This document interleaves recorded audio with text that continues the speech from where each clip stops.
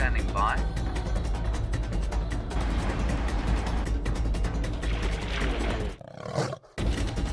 Five, four, three, two, one.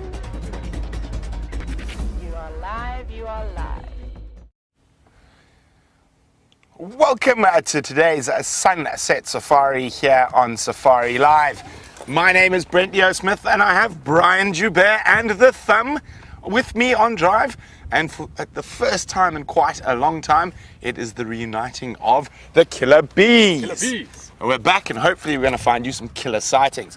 So on the other vehicle we have Viam and Jamie, and in a final control we have Kirsten and Geraldine. Now we were looking at this beautiful big tree next to me that we started, and I've been doing a bit of reminiscing recently, and it's actually quite a special spot for me in my Safari Live story and in my wild earth days. So this is a big Nkahuma tree, a brown ivory.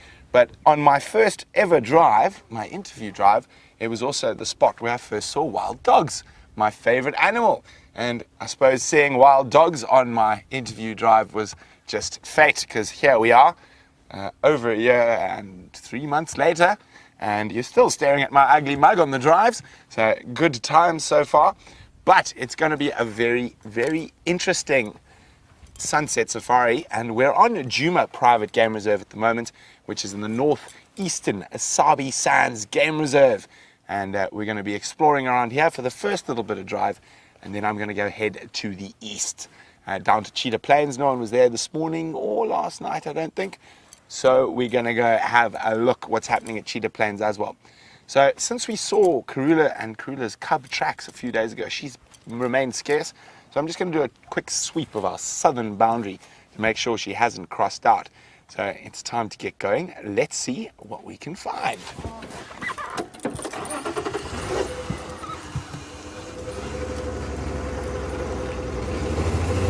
Bye-bye, Nkahuma tree.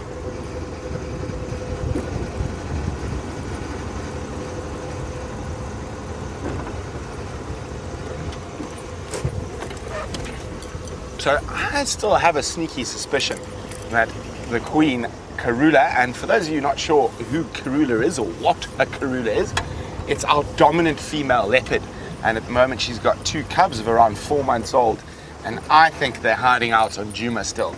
But we haven't seen her for a day or two, but fingers crossed that maybe we can find her on the sunset safari. Also, if you have just stumbled upon us and you're going, how are they doing a live game drive out in the bush? Well, technically I have no idea, but I'm here to show you all the animals. But what's also incredible is not only is it live, but if you're pondering about anything African and about the bush, you're more than welcome to pop me a question. You can do that by sending me an email. Email address is questions@wildearth.tv, or if you're a bit more technologically savvy, you can whack a hashtag in front of the word Safari Live and pop it on Twitter. And our ladies in final control will get those questions through to me on the vehicle. But we're now on the southern edge of Djuma, and I just want to make sure that there are no tracks of the female leopard departing our wonderful traverse area.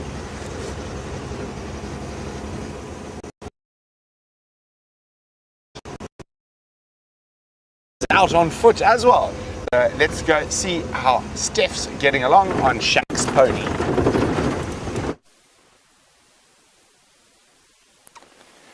Good afternoon to the Sunset Bushwalk with myself, Steph Winterboer, and Jean-Andre Gerding on the camera behind us today.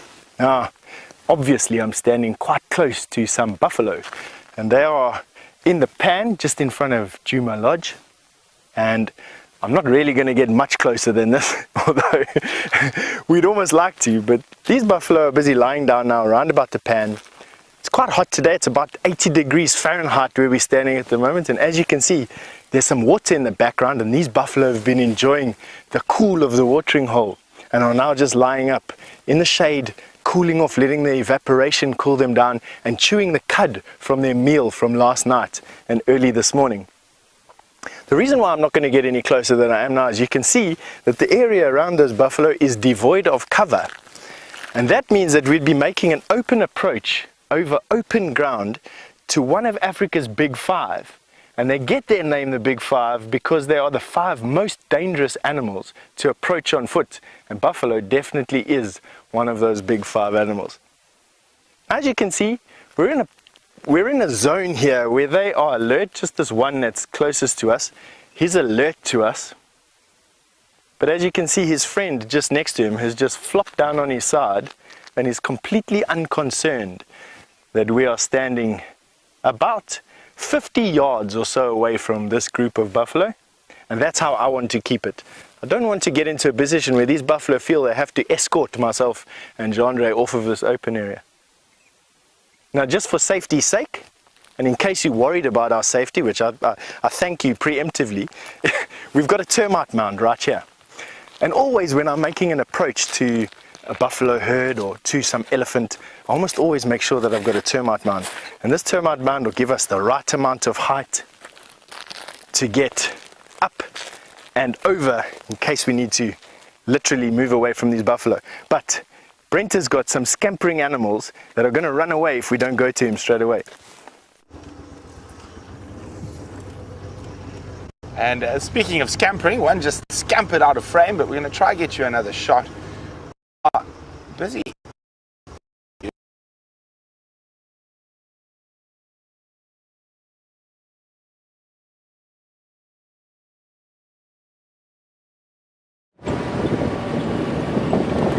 Very good afternoon to all of you and welcome to the Sunset Safari. Brent, I'm sure, is going to be looking for a good place to find some signal as well as to be able to watch those baboons.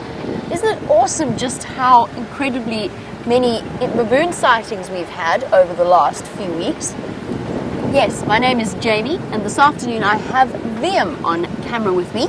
And we are heading towards Buffelshoek Dam to see if we can't follow up on those lion tracks that we're seen coming around here. Now, we're driving on the northern boundary of Djuma, which is Buffelshoek Cutline. And from what I can see from the tracks, last night this served as a veritable lion highway. Up, down, backwards, forwards, north, south, east, west. The lions were wandering about here last night, all male tracks. I think we're going to lose you if we go that. No, let's try that. We'll go sit on Buffelshoek Dam wall.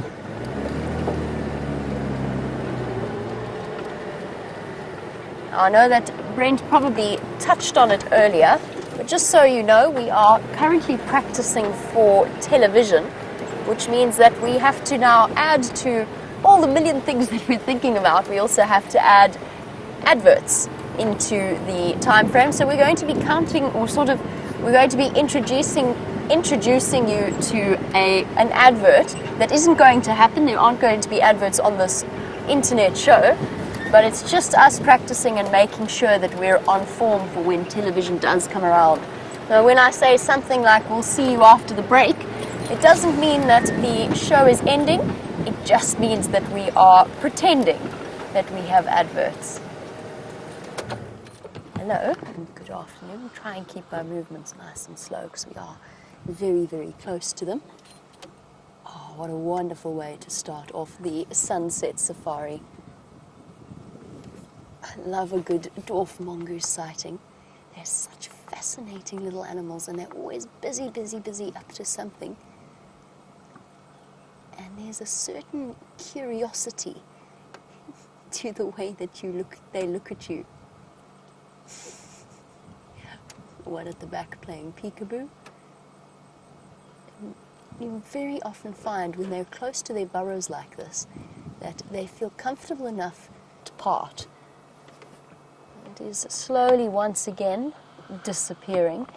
She keeps lifting her head up because she can't lie in the natural pose of a hippo because she needs to get her nostrils around or upwards to breathe.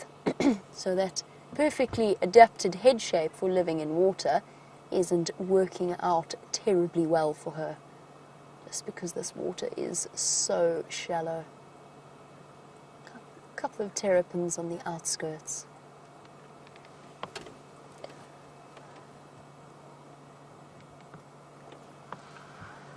And welcome back. When we last saw you, we were busy following lion tracks, trying to work out exactly where they were going, and at the same time listening to the alarm calls of a bird called the grey go-away bird. We've arrived at the dam and we're double checking all around to see if there isn't a sneaky lion hiding off in the shade somewhere. Doesn't look like it though. Instead, all we have here are 2 hippos. Now that we've done the recap for an advert that you never went to, we're going to continue on, just chatting about her briefly. She is uncomfortable with us here. We've given her plenty of space, but she's still showing signs that she's keeping an eye on us and that she is nervous. And it's the kind of behavior that if this dam were full, we would absolutely never see. She'd be quite comfortably hanging out around the mill with her calf, with no cause for concern.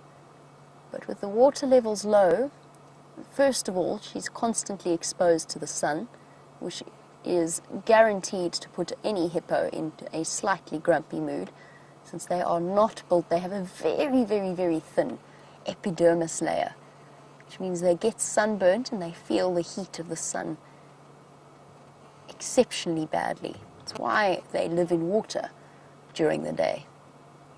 She's also just lifting her head because, as I mentioned earlier, she has to in order to breathe. And she breathes roughly every minute or so. She could hold her breath for up to 5 minutes, even 6, and I have timed a hippo once that held its breath for nearly 11. They do, when they're in a situation like this, they'll probably average about 1 breath per minute. What that means for us is that we cannot reposition to get a view of her calf, not without stressing out her little baby and the mom as well. So there, you'll have to take my word for it. You could see a little bit of the baby behind the mom, but I think we're going to leave her be since she is so nervous, and we're going to move on. Now, we can't go through this dip, otherwise we shall vanish from your screens. And what we shall do instead is go around to the north and see if we can't work out where those lion tracks have gone. I have a suspicion. All right, girl. See, we're going away. It's okay. I have a suspicion that those lion tracks have gone over the northern boundary. But while we go and check, Steph has found an 8-legged friend for you.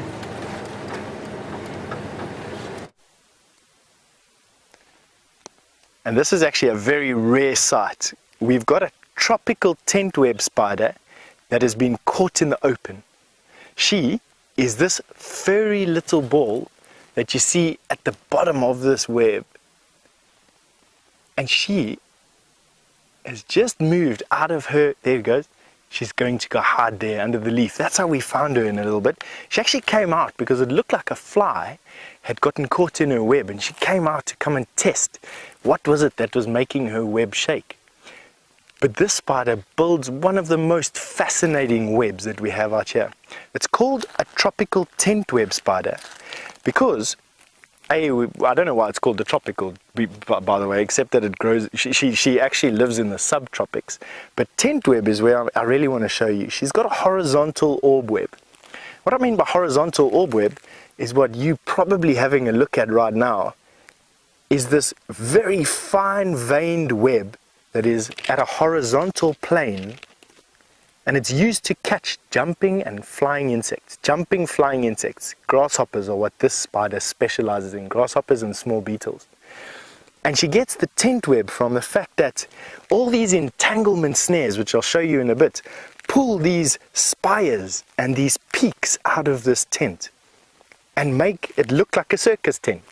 And from the angle that you're at, you may just get views of these little spires and these turrets where she gets her name from. A very shy spider. You saw her retreat into her leaf as soon as she got movement, and her eyes are actually good enough to pick up movement as big as what we are and at the distance that we were standing, and she went to go hide underneath her retreat. But you'll see that this spider web is a lot more complex than what you can actually imagine.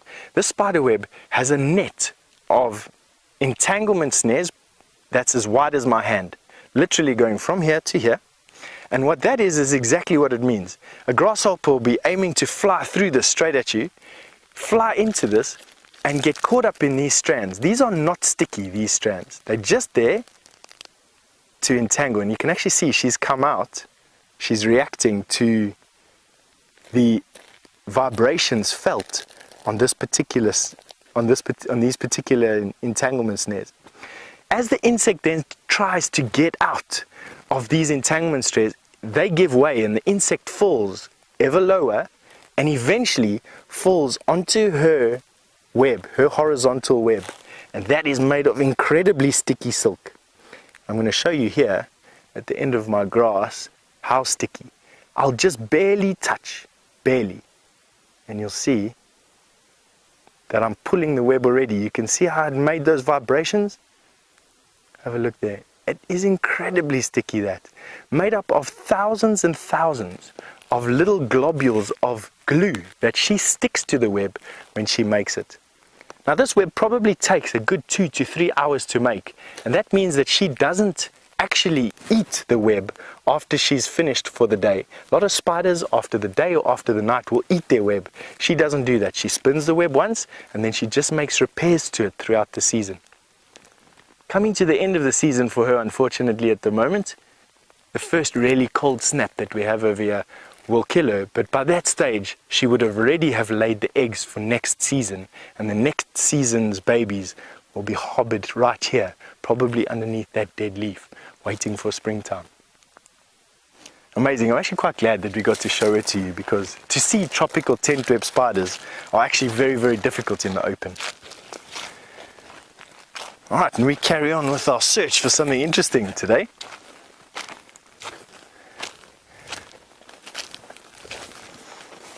And as you see, we're actually coming to quite thick bush here.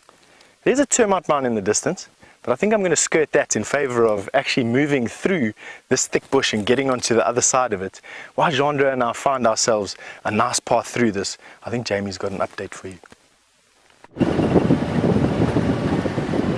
Oopsie daisy, we've come to, oh, thank you very much, mister.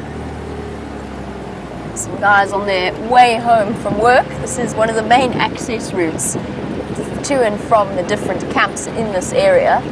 We're just going to go past. How's it?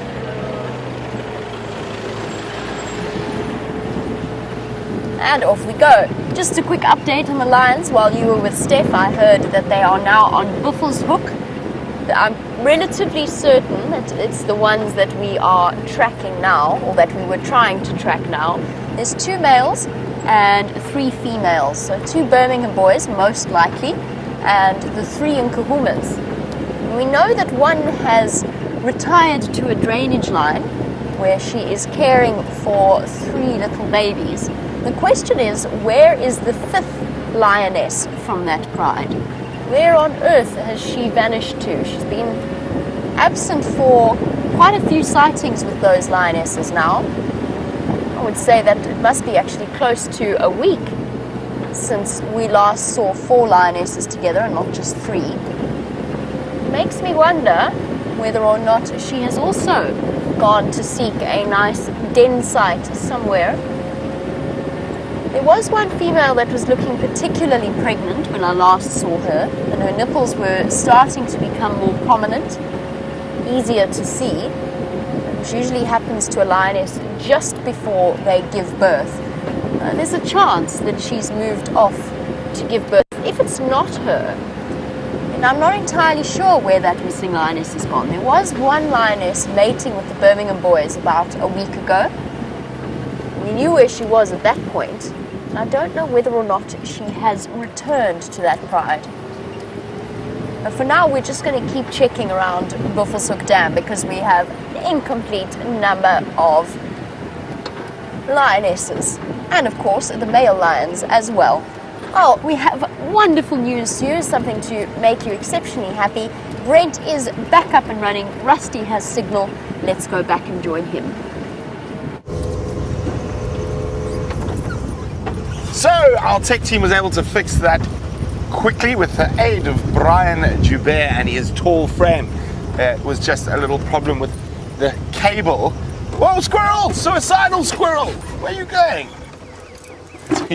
That squirrel stopped and then decided to go again. Where's he gone? Oh, he's disappeared. But that squirrel, okay, he stopped and then he said no, he's going to make it. And he just tried to commit suicide there, but fortunately we managed to miss him.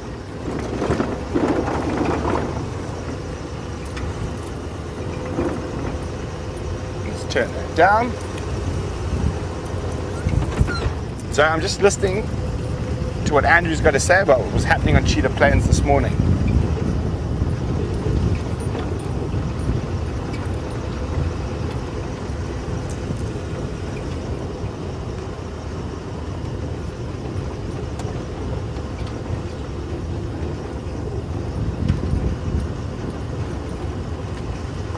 So there's some good news as well. So Inkan Yinin has left her 2 cubs at a place called Kudu Corner, and she moved into Cheetah Plains, but without the cubs. So we're gonna get on the road now and try get down to that area and see if we get a bit more luck. So she was heading towards a place called Buff Pan, and that's about 500 meters from Cheetah Plains Pan. Buff Pan's dry, so Cheetah Plains Pan's got water, so maybe she'll head there for a drink this afternoon.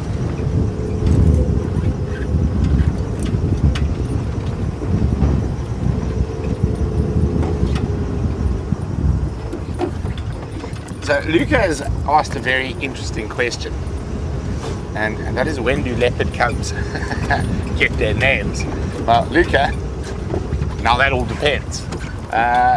Generally, when they get to a year old, so up to about a year, leopard cubs have about a 75% mortality rate.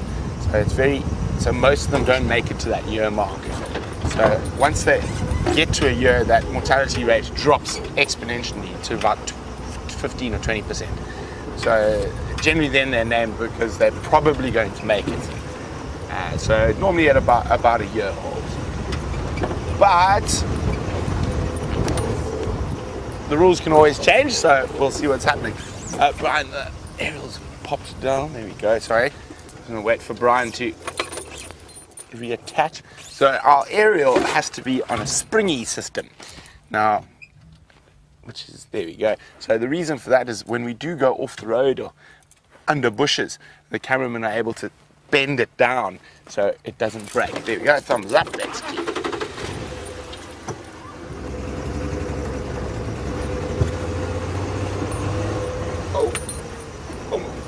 Okay. I've got a feeling the killer bees are going to find a killer sighting today. Of course. So also the interesting thing, we're going to start seeing a lot more of this as we get to Cheetah Plains, is they're quite close to sort of the more basalty soils in the Kruger. And that big pan there, the Cheetah Plains pan, is going to start bringing in lots of animals, particularly zebra.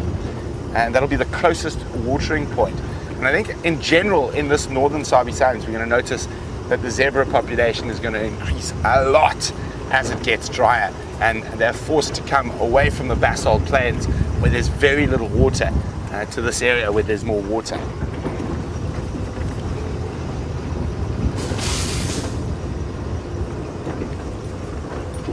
So while we rush off down to the eastern sections, Steph has got some interesting fauna to show you.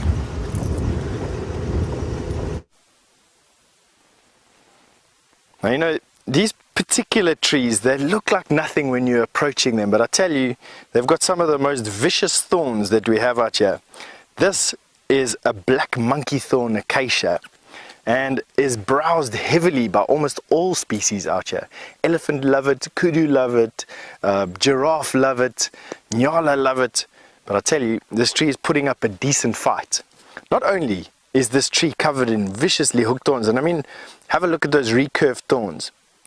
Those are designed to deter an animal from putting their face into the bush and not being able to pull it out. So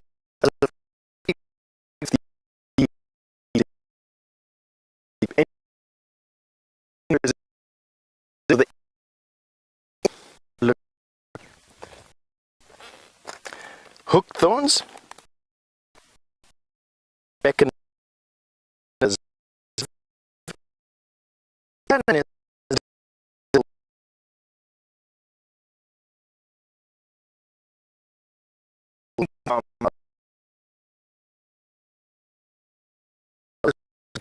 very astringent property, and it dries up all the spit that we have in our mouth, and then I know it's got tannin.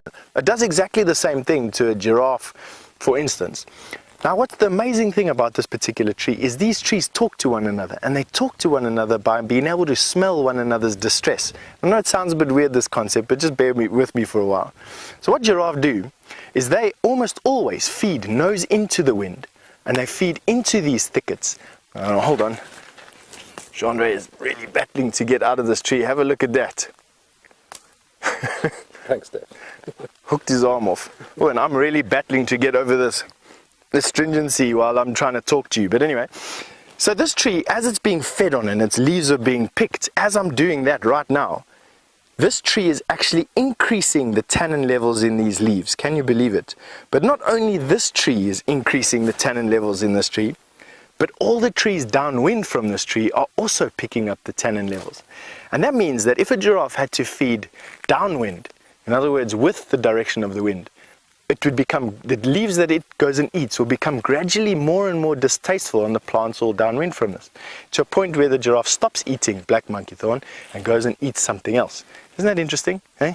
Tannin and thorns make this quite a formidable little tree. We use this wood for furniture.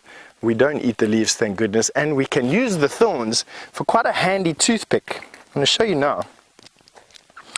Taking out my Leatherman, you cut it at the base. You then take the thorns off of it, just one, because you don't want to hook your lip like I do. You pare it off there, and of course, mine is blunt. Ow! And I've pricked myself as well. And then what you do is you use it as a very handy hook in the back of your teeth. I don't really want to show you what I've eaten for lunch, but anyway, that's what you do. And you use it to hook out pieces of food that are stuck in the back of your teeth. A very handy toothpick from a black monkey thorn. Let me just clean off lunch. All right. All right, we're still trying to make our way up to the crest of this hill. We just keep on getting sidetracked by all these interesting things. But while we make our way through this thick bush, Jamie's got an update for you.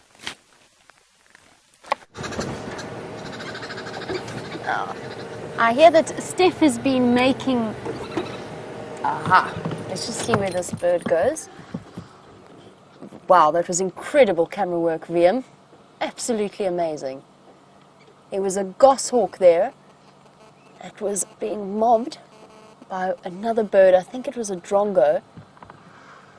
VM did fantastically to capture that on camera because that bird was moving at such high speeds.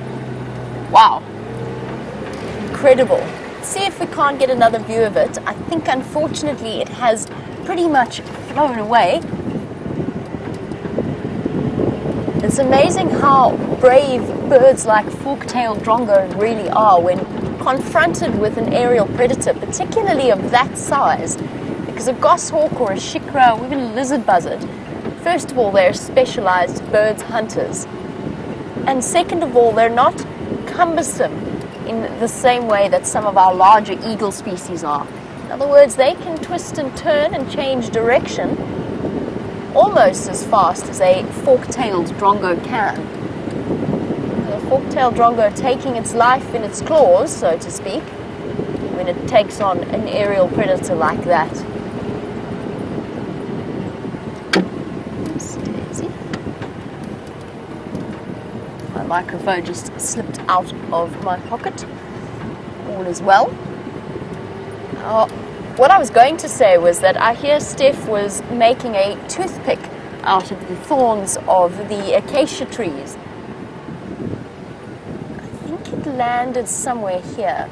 Well, my friend Emma, who has pierced ears, has the most stunning earring that a volunteer made for her out of a large acacia thorn. So it's not just for picking its teeth, it can also be for things like that, creating jewelry.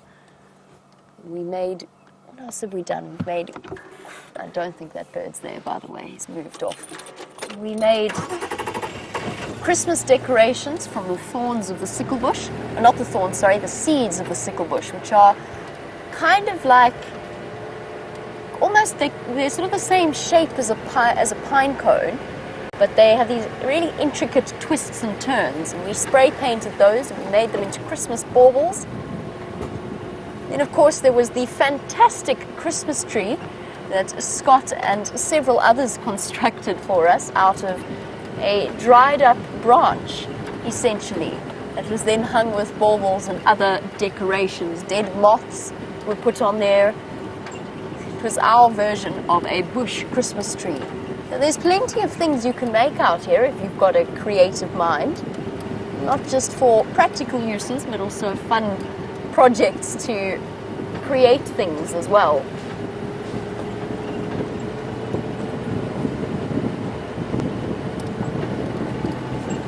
I wonder where that goshawk went.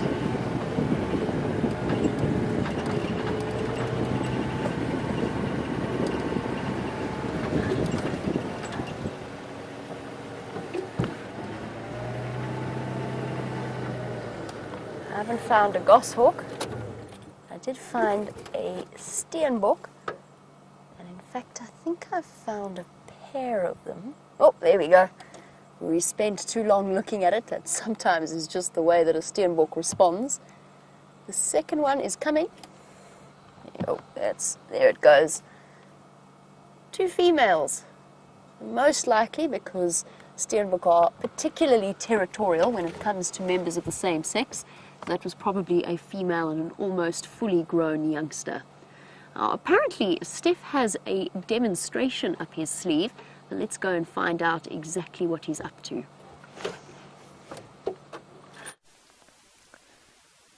Now for a lot of you, this just looks like a big pile of spongy vegetable matter, but in actual fact, this is what's left over after an elephant has had his lunch. This happens about 12 hours or so after, or 24 hours actually, after an elephant has had his lunch. It comes out as this very spongy, fibrous dung made up of, it depends on when it was done. If it's in summer, it'd be made up mainly of grass. In winter, it's made up mainly, well, of sticks and leaves. So let's just see when this was. Now, inside here, I'm seeing small sticks, but I'm seeing mainly grass. And you might be wondering to yourself, what is this lesson all about? And I want to show you that elephant dung is one of the ways you can transport fire from one place to another. Obviously, it's quite difficult to make fire. I've made it relatively easy for myself by having an ever-present flint or magnesium stick with a striker. And what you do is you basically put the striker into the matter and you strike sparks, which I've heard are probably about as hot as the surface of the sun, so 5,500 degrees. Have a look at that. And we have fire, everybody.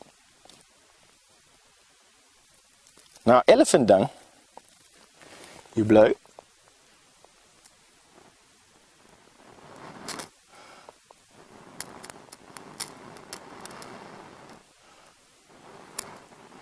And inside there, you'll see that there's a little coal smoldering. And then you wrap this up nice and tight. There's enough oxygen that gets through here to allow this to smolder.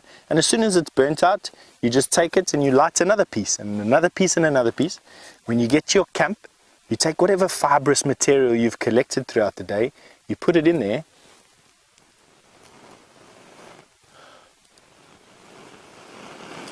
And voila, you have fire. It will overwhelm me for a while there. Another interesting use for this particular piece of elephant dung. Elephant eat a massive amount of woody species of plant, and a lot of the species of plant out here actually contain medicinal purposes and medicinal compounds. Now, elephant dung is said to be a wonderful cure for headaches. Now, there's a bit too much smoke, but you bathe in the smoke is how it's described in bushes.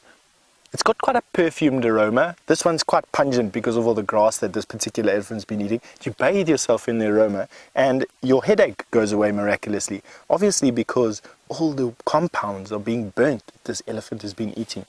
Now, the Sabi Sands is very dry at the moment, so what I don't want to do is make a fire that we can't put out. And so it's always a good idea to stamp on all of the coals that you can. We obviously don't want the wind to come up tonight. And now I've killed all that fire.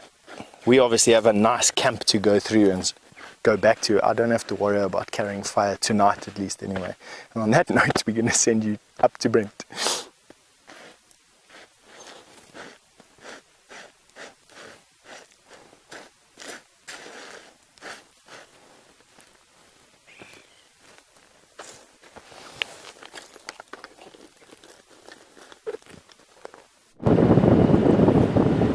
Well, Steph apparently has been practicing his fire making skills with elephant dung.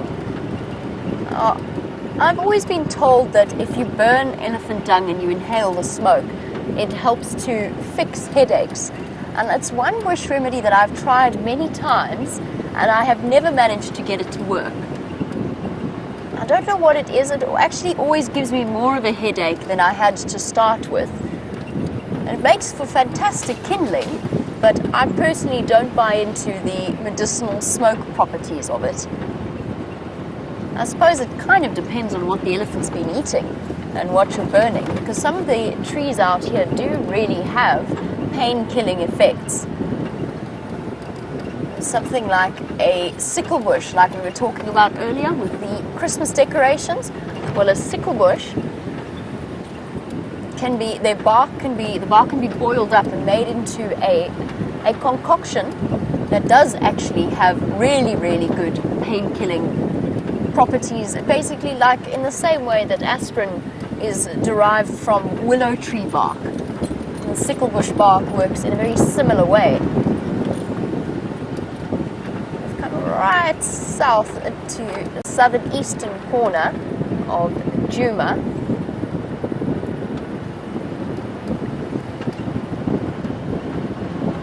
Just to investigate and see if there's any sign of those lions popping out, but I think unfortunately most of them have, even the missing lions I think have probably moved further north towards Buffelshoek. There's tracks crossing out everywhere.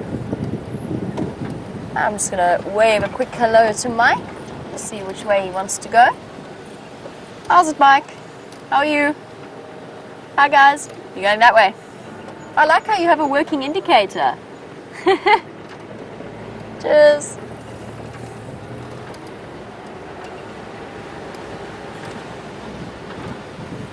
That's interesting. Mike's indicators work. I wonder if mine do. That's how to get a license. Yes. Yeah, the indicators, so what you would flash in order to turn. And he was busy flashing that he was going to tell me that he was turning right. But no, not so much on Wendy. We don't really often need to use them out here. If you ask anybody driving in Johannesburg, it seems as though half of the population of Johannesburg doesn't want to use them at all, doesn't consider them to be of any value to them.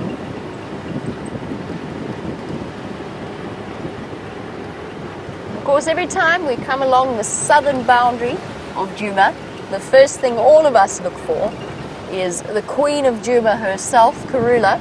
She spends a great deal of time, or she is spending a great deal of time at the moment, coming backwards and forwards along this road and crossing north to south and taking her two adorable little cubs with her. We'll be keeping track of her then.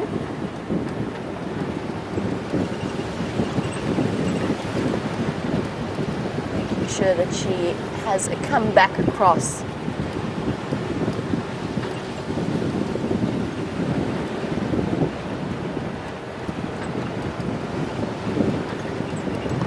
We are going to continue along the boundary and we will catch up with you after the break.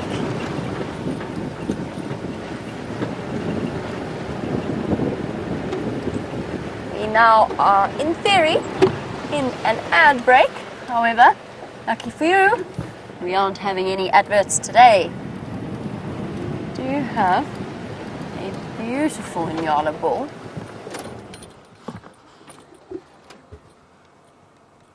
In the shade of a drainage line or a river system. And right like this, you can see the fringe of white that runs along the top of his mane. He's actually going to walk back. Oh, no, he's not. He's going to stay. Or is he going to walk back into view before I reposition? No. He's going to move up along the path. Off he goes. One of the best looking antelope that we get out here, particularly the Inyala bulls that look completely different to the females, much darker in color with their thick shaggy fur and then their bright tan stockings. All in all makes for a very striking mixture of aesthetics. Whoopsie. So obviously looking for the Inyala, I nearly drove us into the drainage line. Right, we really are going to continue on along the southern boundary. Let's find out what Brent's plans are.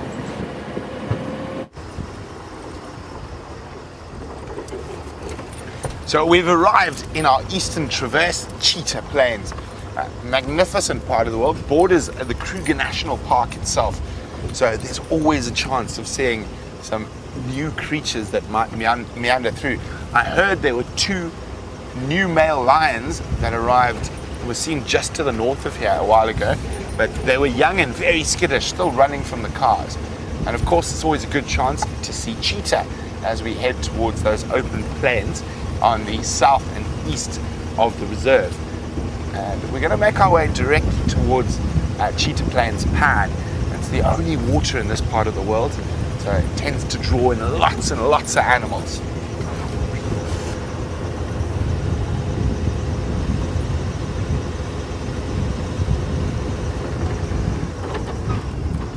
So also a good part of the world to look for a few different leopards, and we're going to be looking for one of those leopards this afternoon along the northern boundary of Cheetah Plains.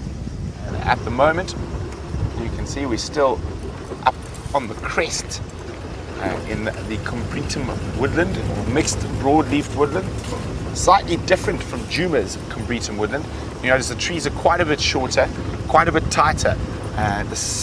The sand here, well, it's very sandy, the soil here, so it's slightly different, even though the species are the same. Whoops, you didn't see that one. Elephants causing a little bit of deviations.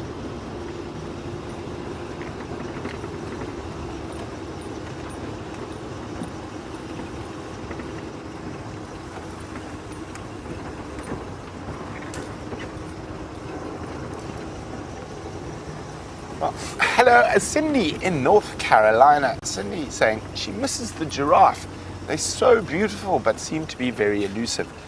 Well, they are quite elusive in this part of the Sabi Sand, Sydney, and very good reason for that. I just want to check for tracks on this road. The cheetah quite often like to use that.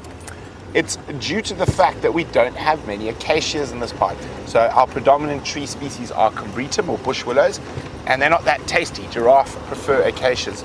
So where there are more acacias, you're going to find more giraffe. So we will try find some giraffe for you. But hopefully towards the east, we have seen quite a few in that area over the last little while.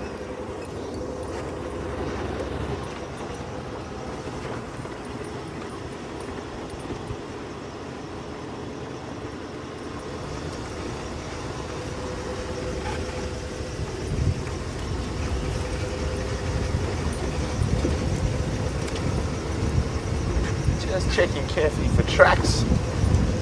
Quarantine, the male leopard's been up and around here recently.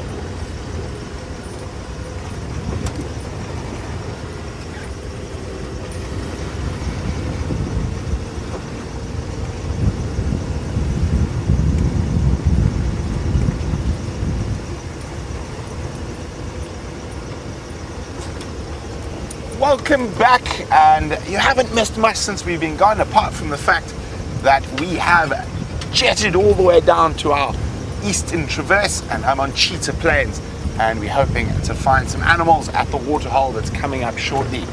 It's right on the border of the Kruger National Park and the only water in this area, so there tends to be quite a lot of animal movement at this time of the year here. So very exciting, and hopefully there's going to be something waiting for us at the waterhole.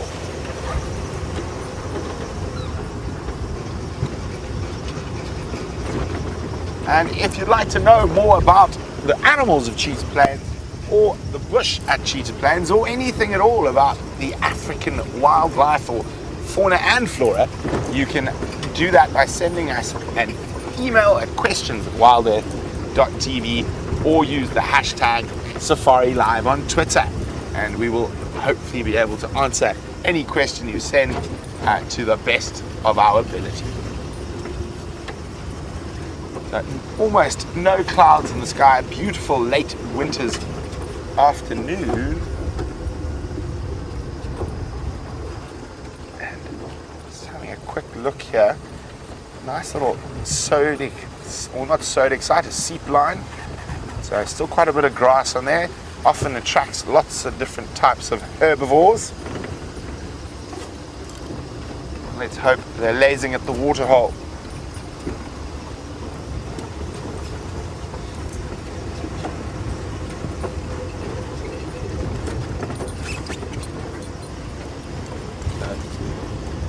Waterhole's just through here.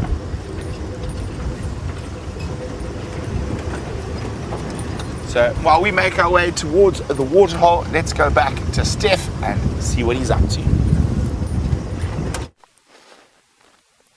Well, we finally made it to the crest of this particular hill, and I must be honest, it's not as spectacular as what I was hoping it to be. I know that there's a spring here somewhere, but it's taking me a little bit of time to find it. And the reason for that is because we're drying up so much with the drought at the moment, and with the dry season in full effect where we are now, is that it's actually quite difficult to follow bands of green. We've got a lot of evergreen trees where we are at the moment, but nothing that's that vibrant green that shows that there's water there. And that's exactly what I think is leading me around. So what I'm planning on doing is sort of circling this hill, and eventually I'll find out where the spring comes. Eventually we'll find out, well, we'll find exactly where this particular patch of green grass is that I'm looking for.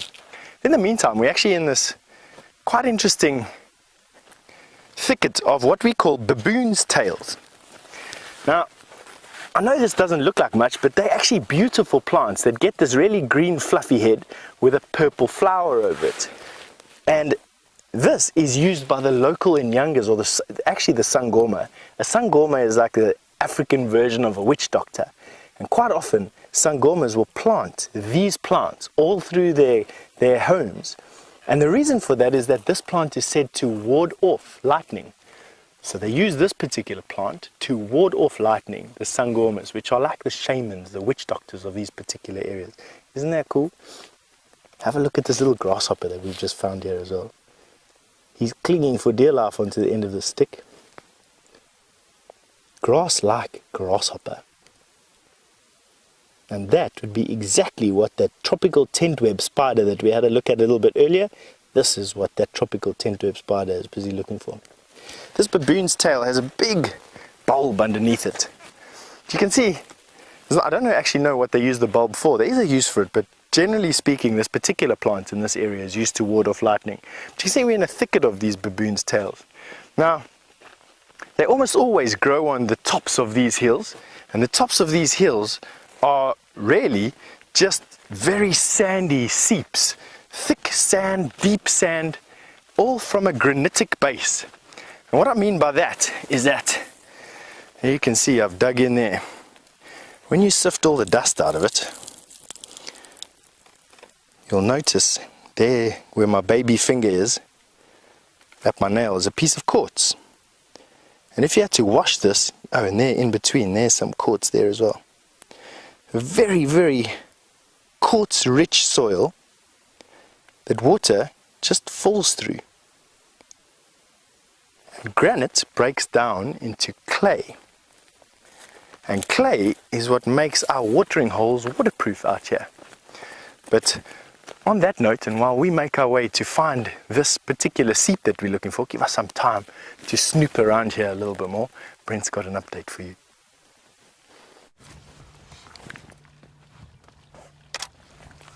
Look at this. So we've got 3 buffalo cows at the Cheetah Plains waterhole. Now that is quite unusual in itself.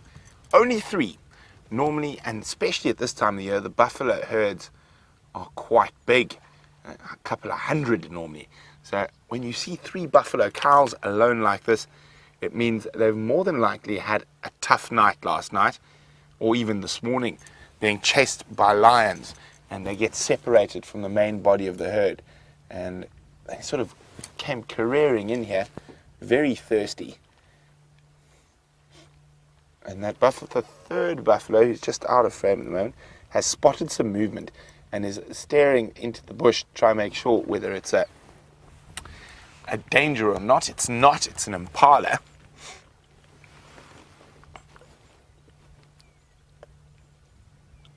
Have you got him there, Brian? I don't know. There he is. There's a female impala. Just moving around the edge of the bush, the buffalo got a little bit nervous. Just wanted to make sure it wasn't a potential threat.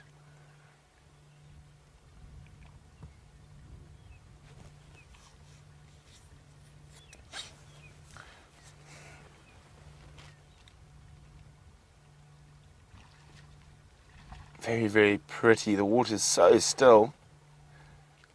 Very light breeze at the moment. It's quite a beautiful setting. Oh, and Cape turtle dove flying. They're flying across screen there. They're also coming down to the waterhole to get a drink. But let's leave these 3 buffaloes and head towards the other section of the open plains. Oh, Brian's got some nice reflections. So get some screenshots, guys. There's some arty ones for you of the buffalo reflections in the water.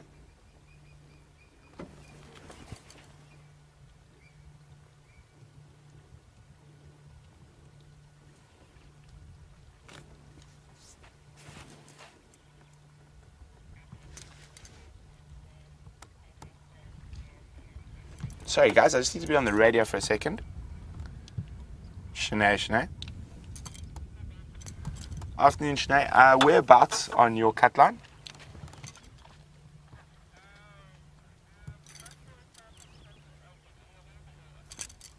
I affirm I'm at CP Pan.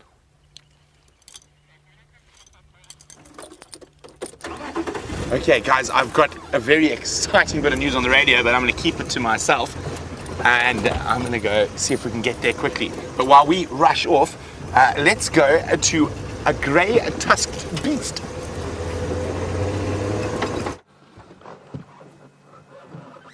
Hey, Brent's got exciting news.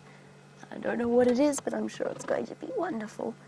In the meantime, keeping my voice quite soft because this female warthog has very kindly decided that she wants to walk right past the back of the car. I'm just going to get her come around and then we can reposition. Poor VM having to launch himself all the way back around to get a view of her. She is perfectly relaxed, unlike the male that was with her. He went into a flat panic and here he goes. Panic, panic, panic, panic, panic. Trotting off. That was highly entertaining. It's always very funny watching a warthog racing. There's something very comical about their body language. Now that tail in the air is completely instinctive in a warthog. In theory, it's so that the babies can follow their mothers through long grass when they run away, but I'm not 100% convinced that that is the case. Because males do it, all warthogs instinctively raise their tails in the air when they start to trot. The babies will do it from a very, very young age. I don't quite know what it is. Nobody really knows what it is that makes warthogs go galloping along with that tail sticking up like a marker. Because you'd think if they were being chased by something, they really wouldn't want to have something very easy to follow in the air behind them. Now, no one really knows exactly what it is. And that running trot is a very typical speed of a warthog that is worried but not panicked. A panic warthog will absolutely go into a flat-out gallop, and they can move incredibly quickly. Over to Steph now, who has found more things on foot. Have a look at this rare treat that we've got for you here, and this is a female orb web spider that's busy constructing her web. And you can see what she's done is she's about 90% finished actually, and all she's doing is she's putting in the very sticky radial lines that she's got there. What's quite interesting about her is that she'll eventually end, whoops, right in the middle. And what happened there was, as I bumped the stick, she thought that there was an animal here. And now what she's doing is she's just deciding whether or not she needs to go to the middle or run away and hide. What I'm actually hoping that she does is she just carries on spinning the radial lines of her web. Now these radial lines are the sticky part of the web. All these lines, these horizontal lines, these many of them here, are bands of silk that have lots of little tiny globules of glue on them. Now these orb web spiders have spinnerets, that's where the silk comes from. She spins it right from the end of her abdomen, right there. And there are, in the orb webs at least, about 7 different kinds of silk that they can spin in any mixture that they choose. And the orb webs can spin all 7. Here she goes. Decided that it wasn't too much. Have a look at that.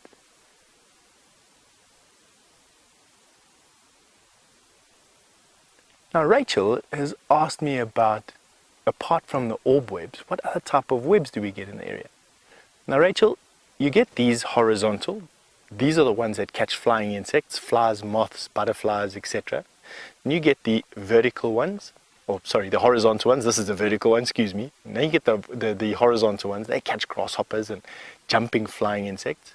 Then the horizontal webs go down to the floor, and then you get webs like the funnel web spider, which have webs on the floor. And then you get hunting spiders, from very primitive hunting spiders to very advanced hunting spiders. Some spiders out here can even spit their silk. Can you believe it?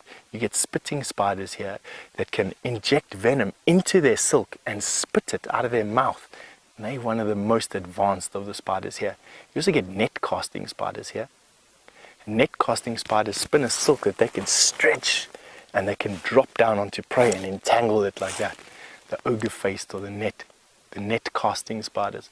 This particular spider is an orb web spider. You can see she's now gone into the middle of her web. She's holding all these radials with her feet, and she's waiting for vibrations. She's got very sensitive hairs called trichobothria on her feet, and with those trichobothria she is using the, there you go, she's caught a fly. Look. There she goes, she's got her first meal. Quickly spinning it. So what she's done, there we go, she's just bitten it and bites it again and bites it again. And what she's done basically is she's very quickly immobilized that fly to stop it from flying away. She's injected it with her venom. Oh, now what she's doing is she's just bitten it. Now she's busy snipping the strands. And what she's going to do is she's going to take her first meal away. We've got something big approaching us from the back. I just want to see what it is. When you're out here and you're part of the food chain like we are, you've got to be so careful about noises. But let's come back to her. Look there. Now she's busy spinning it into her web in the middle. And she'll lather that and keep it for later. Now part of her venom that she's injected in there, not only got these noises happening behind us and I don't quite know what it is. But yeah, she's busy eating, starting to eat her prey. But part of her venom not only immobilizes the prey and kills it, but it also starts the digestion process inside the fly. So it'll actually start to neutralize that fly's cells and to break them down into a juice. And then she'll suck up that juice, and that's how she gets her sustenance. It's a very easy meal for her in actual fact. Caught the fly, You can see a little bit of damage here to her web. She will then come in a little bit and come and repair that. For now, she's just sucking out the juices on that fly. What a treat. Now, I think we need to find what is making the noises behind us. And while we do that, I think Brent has got an update for you.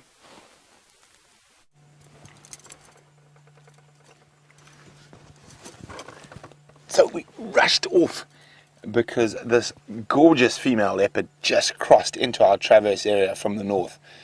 And this is in Kanyanini, a female. She's got 2 cubs, probably around 5.5, 6 months old at the moment.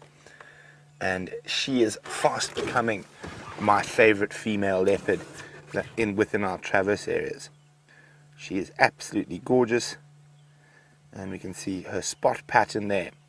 So when we refer to the spot pattern, it's the top set of spots above the whiskers. And she's a 3-3. So nice, easy one to remember. Now she's left her cubs probably about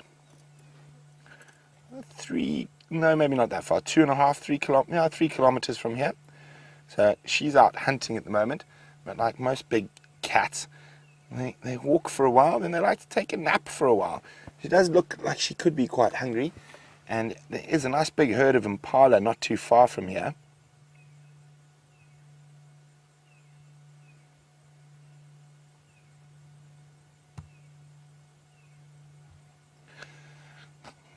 So of course it's quite difficult being, oh, look at those flies on her ear, wow, terrible creatures. And those are stable flies sucking her blood. And they cause those damage to the tips of the ears. Now, when female leopards leave their cubs, they can leave them for a couple of days. And Kathy in Florida is wondering, do the cubs know to stay put? They do generally. They get quite a bollocking from the mother if they don't. And they will normally stay within that area, not move too far off. But as they get older, they get braver and they tend to wander a bit more. But they generally respond when she calls and they'll come running back. So I think this is only the 3rd time this leopard's been seen on Safari Live. First time was with Sam, and the last, well, both the last times I've been lucky enough. And this is Brian's second time. Were you with Sam? No, I was with you, I think, the first time this one was seen. Really? Or it was a different one. I can't remember the name now. Oh, Shiluva, yes. Oh, look at her, she's opened her eyes. Oh, back to snoozing. So, the last time we saw her with both the cubs, but a very brief sighting, as she scuttled down the boundary, and she was running away from Quarantine, who stole her kill. And of course, Quarantine, if he got hold of those cubs, he would kill them. Oh, look at those eyes. Isn't she just to die for? Yeah, this was my first time then I'm seeing it. Yes, Brian's first time. And the killer bees are back with a bang. Oh, yeah. So for me, out of all the females we see within our traverse area, I would have to say it's between her and another relatively new leopard. Oh, now I've forgotten her name. We saw a while ago, but as the 2 prettiest females. Now, she's got a nice, lovely dark coat.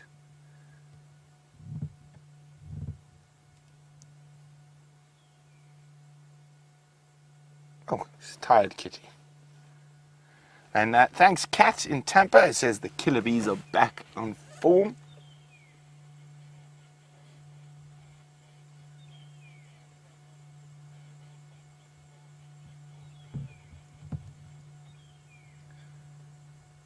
Yeah.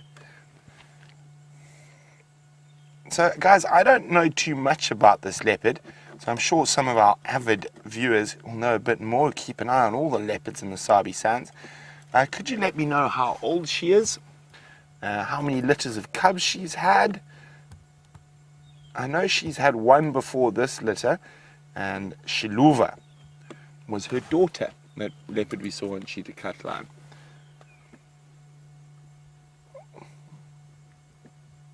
Very comfy kitty. So if you know a bit more about this female leopard, let me know by sending an email to questions@wildearth.tv or use the hashtag SafariLive on Twitter.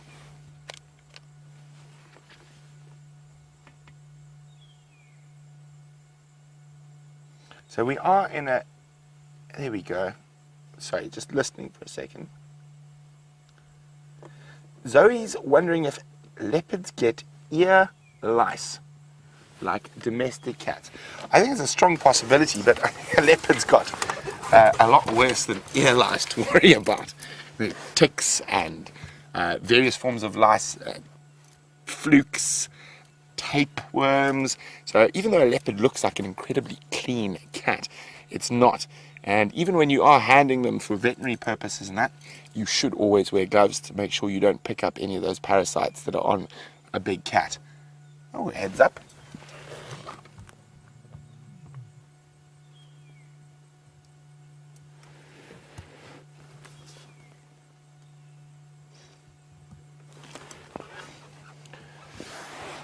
Well, hi Finn. Finn's 8 years old. So nice to have you on Game Drive with us, Finn. Look, the leopard's looking at you. There we go. She says, hi Finn. Finn is wondering, do the cubs get scared when their mommy leaves them behind? To a degree, yes, Finn, and that's what keeps them safe.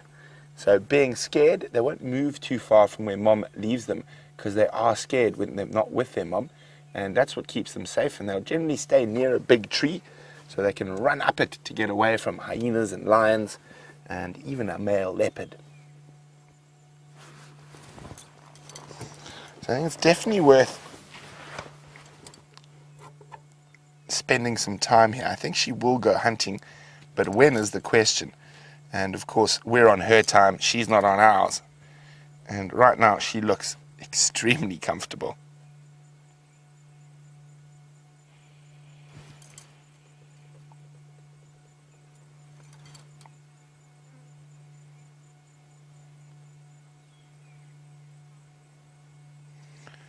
Oh, big thank you to Karen, who's part of our Wild Earth family, and she has let me know that she was the daughter of the Beacon female, who used to be the dominant female in Buffels Hook, and she was born in 2006. So 10 years old, looking really, really great for a 10-year-old leopard. Now, female leopards can live a little bit longer than males, or do live a little bit longer than males, but then again, around 14, 15 is normally when we stop seeing them. You don't ever really know what happens. They sort of just disappear. And so her territory is the eastern part of Cheetah Plains, through Trincoral into Torchwood, and then most of her territory actually lies to the east in the Kruger National Park.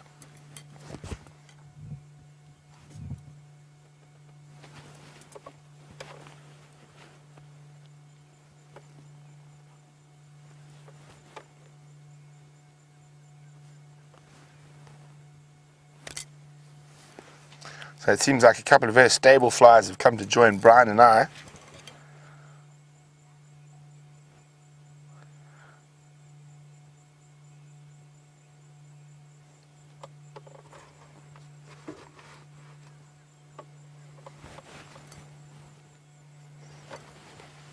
So Alan in New York is saying there doesn't seem for him to be a ton of variations in a leopard spot pattern.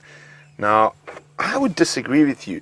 Although the number of the spots is often quite similar, it's the arrangement.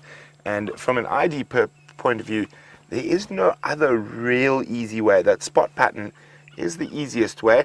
I mean, certain leopards like Karula's got that very distinct wow between her forehead. I think Quarantine had a question mark. Or was it Kanuma? Pound sign. A pound sign. Quarantine had a pound sign.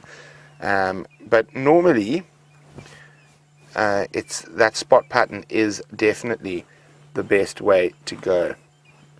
Now I'm just trying to have a look if I can show you another 3-3 spot pattern that's quite different.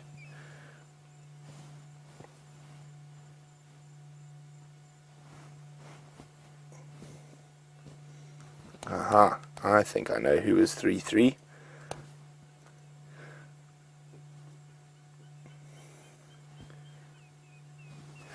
And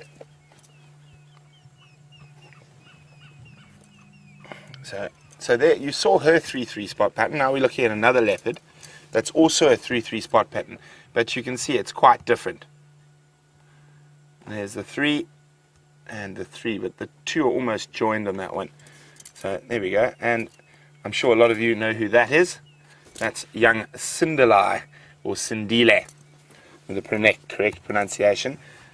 He was re-released back into the Sabi sands and is being monitored at the moment. So hopefully we'll catch up with him on drive one of these days.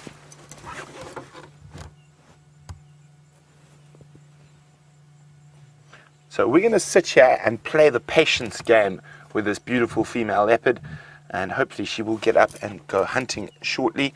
But till then, let's go see what Jamie's up to. That is really exciting news. I have yet to see Inkanyen, but I thought I did the other day, I really did, but apparently that was Tundi. We never quite got to have a good look at her just because of the position that she was in. But it turned out to be Tundi and not Inkanyeni that we were looking at on Cheetah Plains as well. Now I have exciting news of my own. Actually, that's not true. VM spotted tracks belonging to Shadow coming onto the property. It's been a long time since we've seen Shadow out here, so I'm just making extra specially sure that she hasn't crossed out of the block where we saw her tracks going in. So she's come from the southern a property to the south of us called Hoffman's, and she's moved north into Juma. And that is really exciting news. I didn't see any sign of cub tracks with her, so she might have been on her own hunting, just like Inkanyeni is going to be doing later this afternoon, fingers crossed. But I think that at some point we're going to have to go and have a little stroll. How come was that? Ah. There's an elephant there. Thanks, Vim. Sorry. Amazing how a pachyderm that size can disappear behind a tree, especially when you're looking in the opposite direction. Just bear with me for 1 second, because the reason I got distracted there was someone was trying to call me on the Game Drive channel, so I'm just going to chat to him quickly. Go ahead, Mike.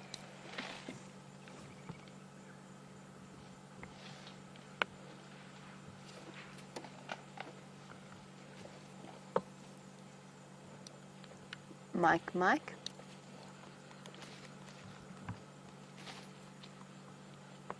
No? Okay. Guess he doesn't want to talk to me anymore. And we've got a female elephant. There's actually a herd of them all around us. Now that I'm sitting still, I can hear them moving about. She's very much enjoying a snap. Hello, little one. Maybe just starting to edge out in front of us. Come on, little one. Out you go. What a nice surprise. I've been wondering where all the elephants are. It seems as though we go through days where we are, I wouldn't say overrun with elephants, but it seems as though every corner you turn round, you find another breeding herd. Now, we have found them once again. We do occasionally go through some very, very quiet patches where they are completely absent from our traverse area. This female is currently feeding on what looks like one of the bush willow species, possibly a cluster leaf, just munching away.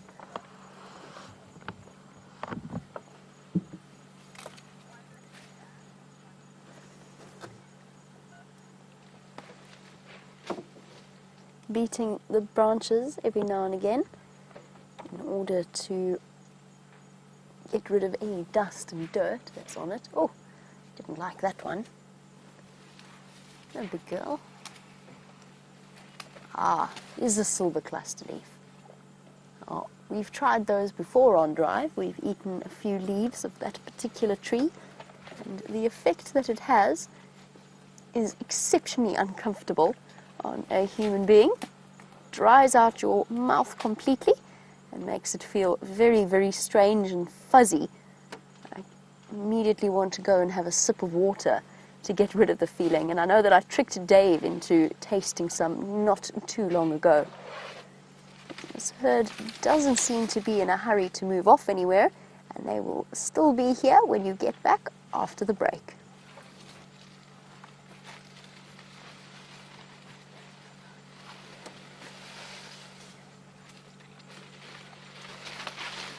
Okay, and for our internet viewers, you will not have to be dealing with any additional ad breaks.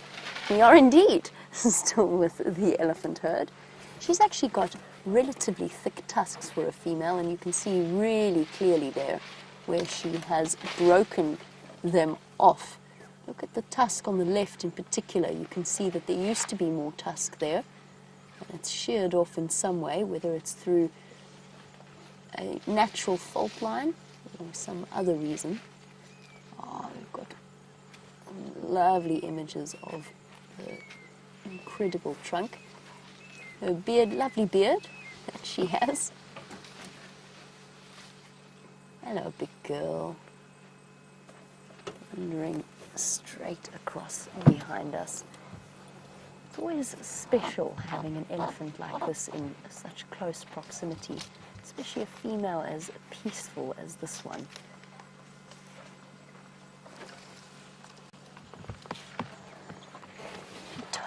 Totally relaxed with our presence, despite the fact that I didn't even see her before we were past. There's the little one, following behind, old enough to be brave enough to be separate from Mom. Tusks just starting to come through. Hello, Mischief. And what have you got to say for yourself? It's okay. It's all right. You can come past. This rustling of trees all around us. This little elephant, probably around 3 years old. It's all right. Getting called by Mum. You can almost immediately tell from that behavior, even before I was able to see carefully, you can tell from that behavior that it is a female. Male calves of that age tend to be much bolder, braver, already showing signs of the bulls that they will one day become. The female's a little bit more retiring, not quite so brave. Hey, little girl. It's okay, you can finish your mouthful. Eating on the run. To join, most likely, off to join Mum. I'm pretty certain that that is Mum, just by the level of comfort that that little elephant was showing in terms of responding to her. I need to go off and track a leopard of my own before it gets too dark. In the meantime, let's head back to Brent's leopard. Drive down that little open area, right opposite you, and you should see me.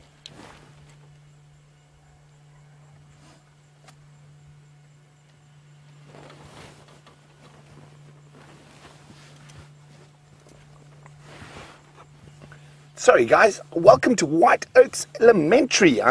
We are with a female leopard. My name is Brent Leo Smith, and I have Brian Joubert as my cameraman, and he's got a friend they call the Thumb. So we're sitting with this female leopard. She's the dominant female leopard in this area, and she's got 2 cubs, but she's left them in a bush about 3 kilometers that way because she's out hunting. She's taking a little break at the moment, but we are hoping she's going to start moving. So Mrs. Bartlett's class, what a way to start your school safari.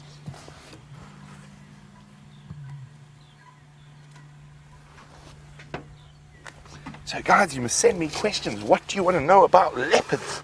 since we've got one right in front of us. Beautiful adult female. She's 10 years old. And she's having a little snooze.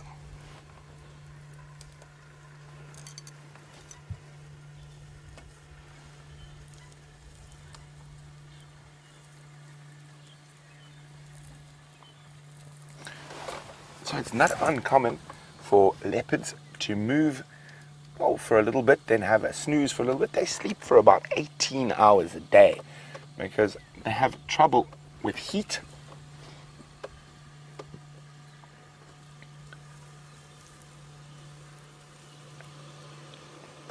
So there we go. See, she's sleeping on her legs. And if we go down her belly a little bit, you can see she's a little bit hungry. So that's why she's out hunting. You can see there's a little bit of a dip in the tummy. When a leopard's full, they literally got really, really round, big bellies.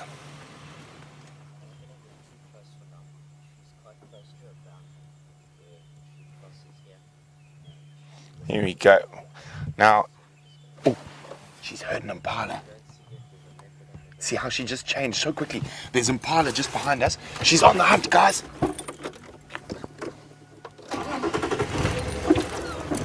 Hold on. This is so exciting. She's just taken off at full speed. I'm going to try to get there, but it is difficult to move through the bush.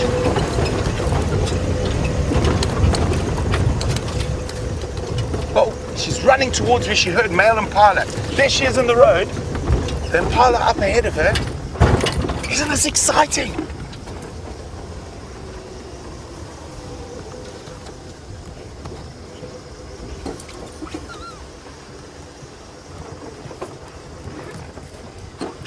So the impala there, the impala crossing the road. So the impala crossed just in front of her. Look how she's changing her body. She's trying to get lower so the impala can't see her.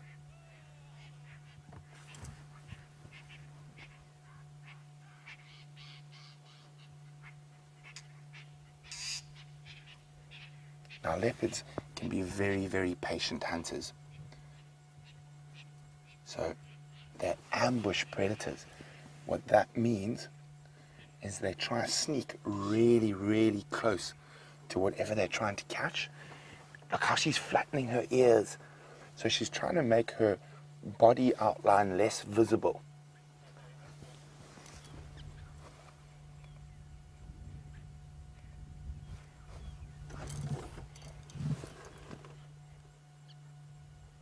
So she's just watching where the impala are, and she might disappear either to the right or to the left of the road, depending. Now, it's very difficult to catch animals, and it takes quite a bit of energy and effort for a leopard to catch something. So look how she's trying to move very slowly, very slowly. She doesn't want to get spotted.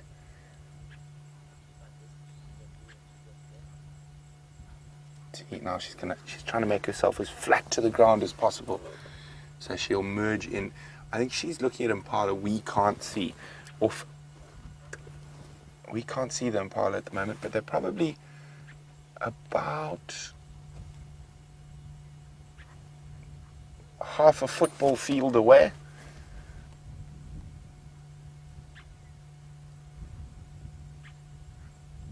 Now, everything will alarm call it a leopard. So when I mean everything, even the birds will shout and warn the other animals that there's a leopard around. So she's got to be very careful in her stalk, because right above her are some birds that really like to shout at leopards. They're called grey go-away birds. Those big ones flapping there. Oh, she's lucky. They're leaving. Oh, coming back. So there we go. And if they spot her,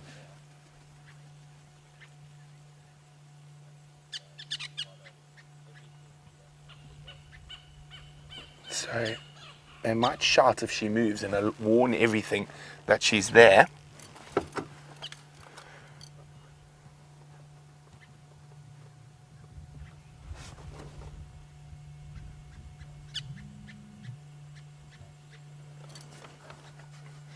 at that. Isn't that incredible how she's literally become one with the ground? So a reason leopards have spots, or her spots are actually called rosettes, and it's to break up her outline. So most animals only see in black and white, so they don't see color. So that camouflage works very, very well, especially if there's any shade or even in the thick grass.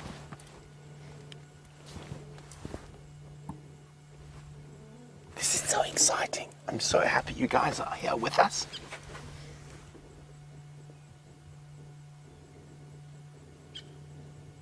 So we've got to be very patient with leopard hunts. Sometimes they can take a very long time.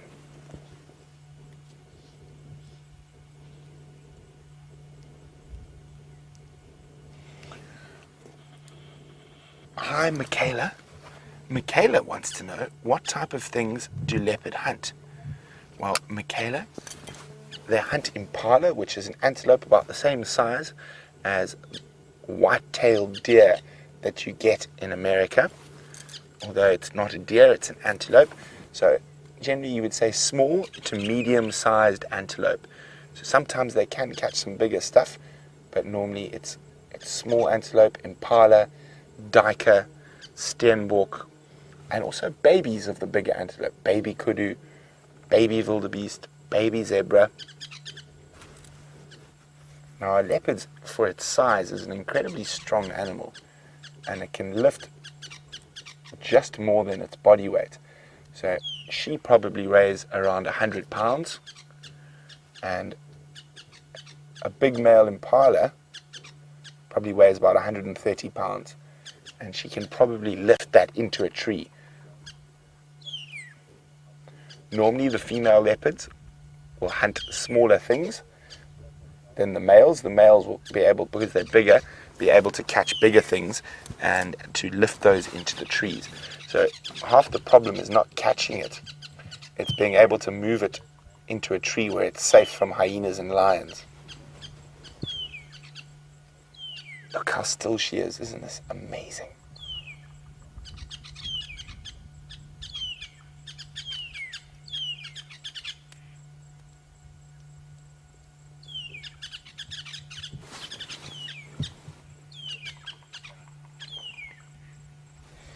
Hi, Nathan. Nathan wants to know, do leopards live in groups? They don't. They are solitary. The only time you find groups of leopards is normally when it's a mom and babies. Now, you will sometimes find males and females together, and that's when they're making the babies, but sometimes the males like to steal the females' kills because they're bigger and stronger, and they can be a bit lazy. So instead of hunting for themselves, they will try to steal the female's kill.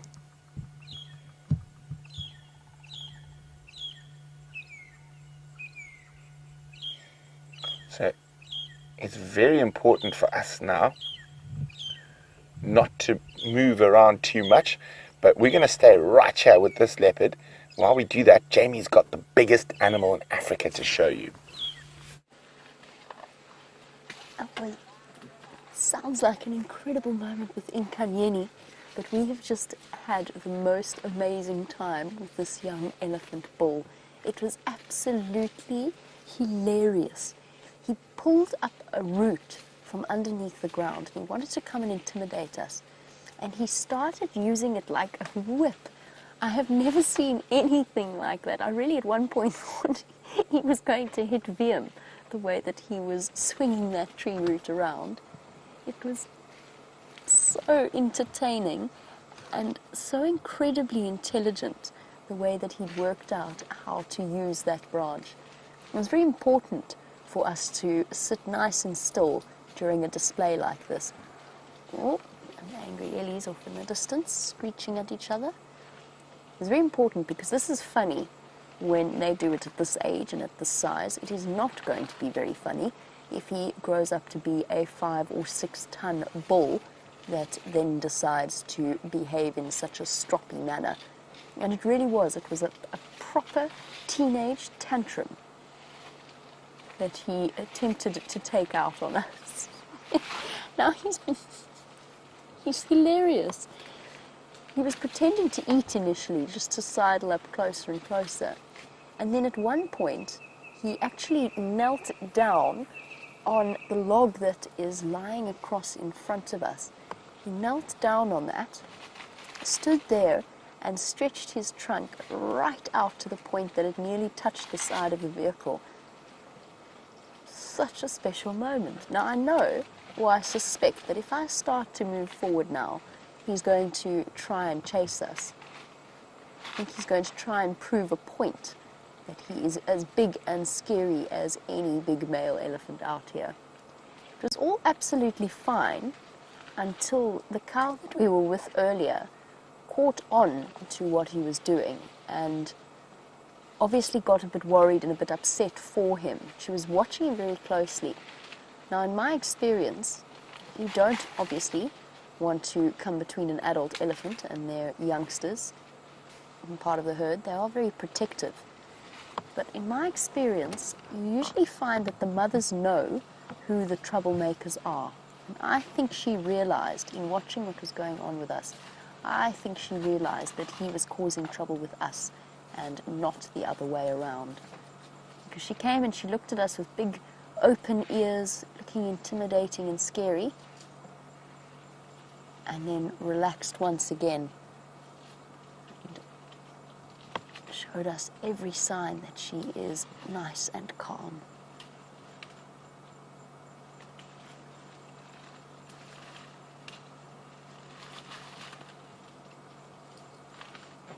Was so special. African elephant blinking in the setting sun. There's a very, very large elephant coming up through the back there with huge, long tusks.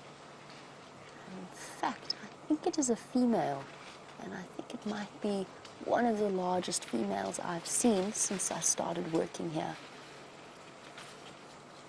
Hard to tell though. I'm just going to wait and see if she'll come through. And hello to Peyton. You were wondering how long elephants live in the wild. And the answer is they can live all the way up to 60 years old. This is a very, very old elephant. I can tell by how prominent the bones are on her skull. This is a very old Ellie. And I think it is indeed a female. The elephants usually live around 50 to even up to 60 years of age, so almost as long as a human being. And in that time they acquire so much wisdom. They learn so much. Elephants are one of my favorite animals to spend time with because they are incredibly intelligent. And especially an old girl like this one will know all of the secrets of the bush and where to find things and what to do. She is beautiful.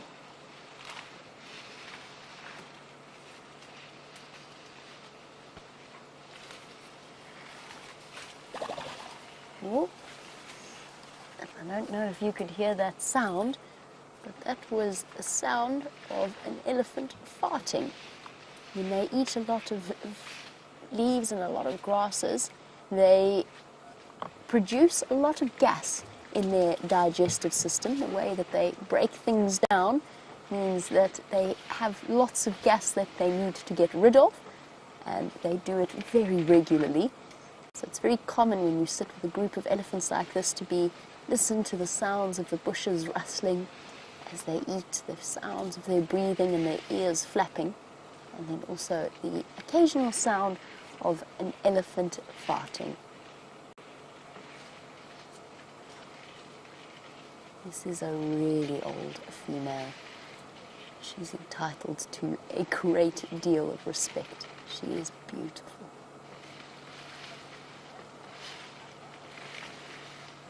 While we sit with our elephant herd and enjoy the peace, Steph is out on foot. Let's see if he's found anything exciting. We're trying to find some baboons.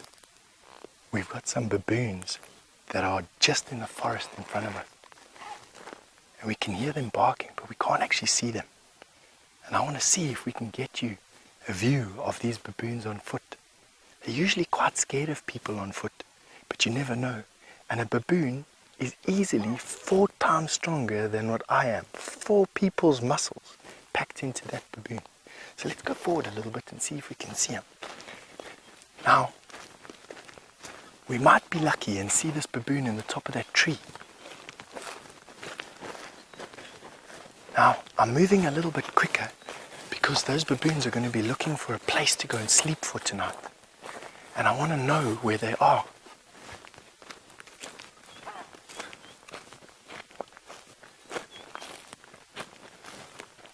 They make this almost dog-like bark. It's almost like a wow noise. I don't want to do it too loud and scare them away, but I think they just here in the thicket somewhere.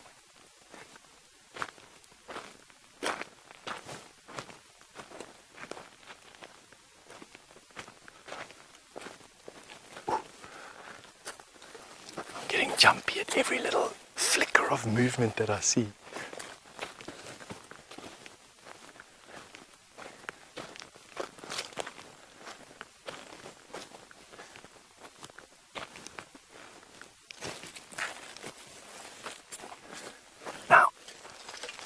Baboons get eaten by leopards and they get eaten by lions.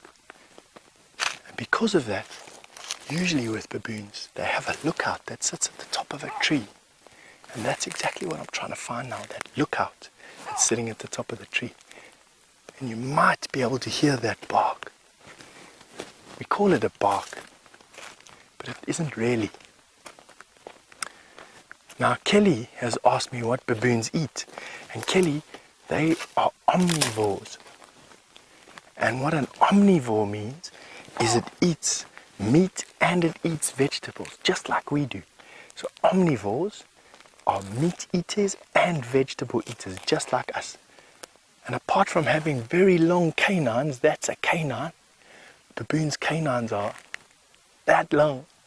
They also have molars like we do, like those back teeth. If you feel with your tongue, those flat teeth that you got at the back of the mouth, those are for vegetables. And these teeth, and these ones, are for meat. Baboons have exactly the same. Let's go see if we can find it.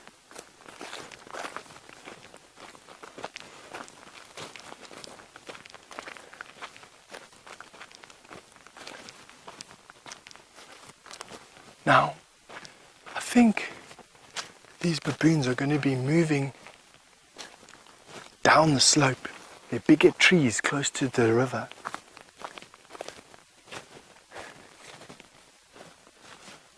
See me standing on my toes trying to find them.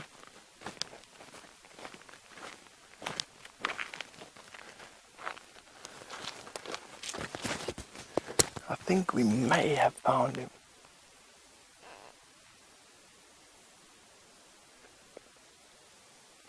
No, it's just a shadow. They are somewhere here. But rather than you watching the back of my shiny bald head, I think it would be a good idea to go and have a look at Inkanyeni, and if we find them, we'll call you to come back to us.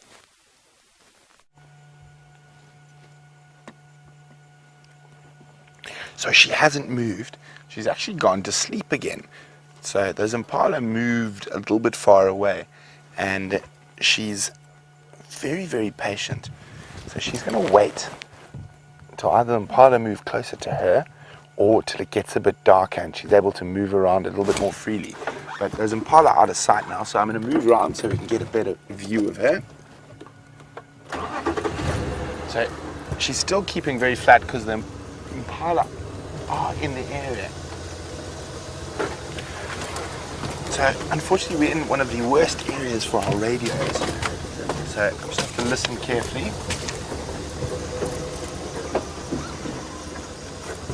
Oh, Ellie is wondering, how can I tell that this leopard is 10 years old? How do you tell leopard age? Well, Ellie, fortunately we have such a good documentation of the leopards here.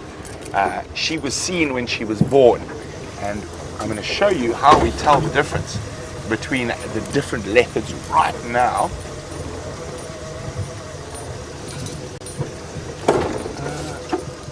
Let's get Brian into the best spot so he can show you that leopard nicely.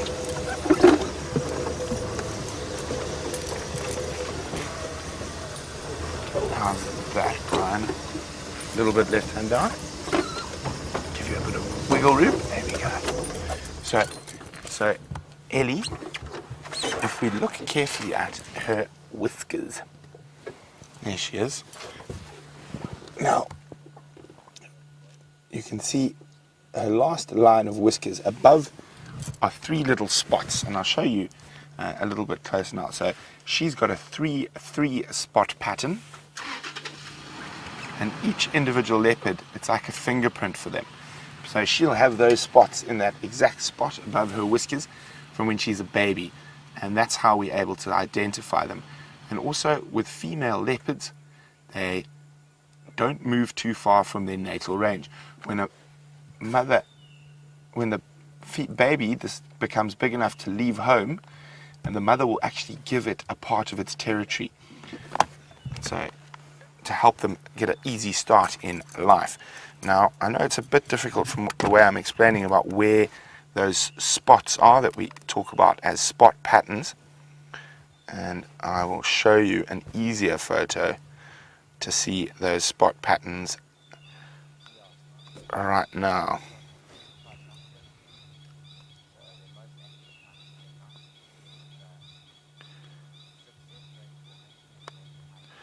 Okay, where's that photograph?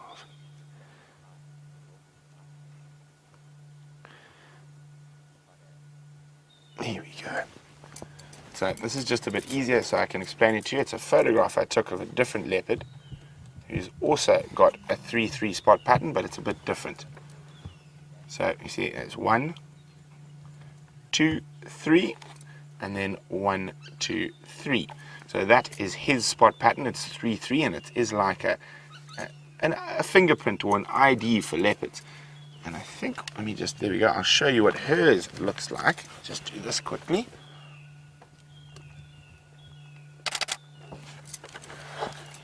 So she's also a 3-3. 1, 2, 3, but not the same shape.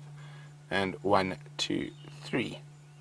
So there we go. That's how we identify the leopards, and that's how we know this one is 10 years old. There, of course, are some leopards we don't know how old they are. We just sort of guess.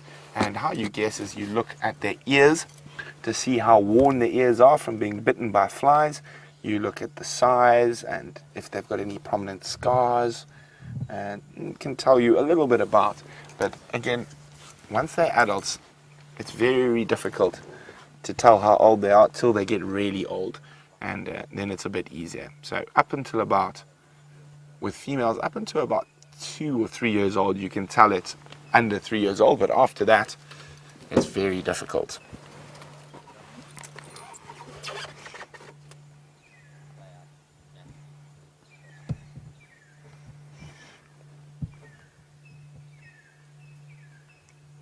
Hi, Alyssa. Alyssa wants to know, how fast are leopards? Now, they're very fast, but for very short distance. A leopard's top speed is about 24 meters per second. And I will tell you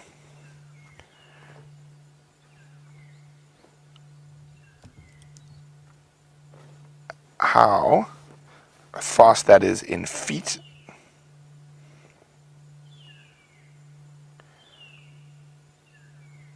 And there we go. It does 78 feet a second. Isn't that amazing? But it can't do it for much longer than about less than 50 feet. So it does it very quickly. It's about 90 kilometers an hour. And I know you guys use miles. And so 90 kilometers an hour is about 55 miles an hour at its top speed.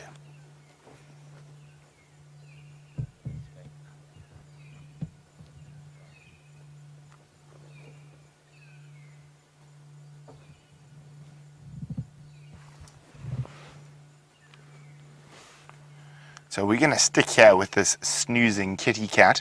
Hopefully she gets up and starts moving just now. But while we do that, Steph's got another member of Africa's Big Five to show you. Now have a look at that.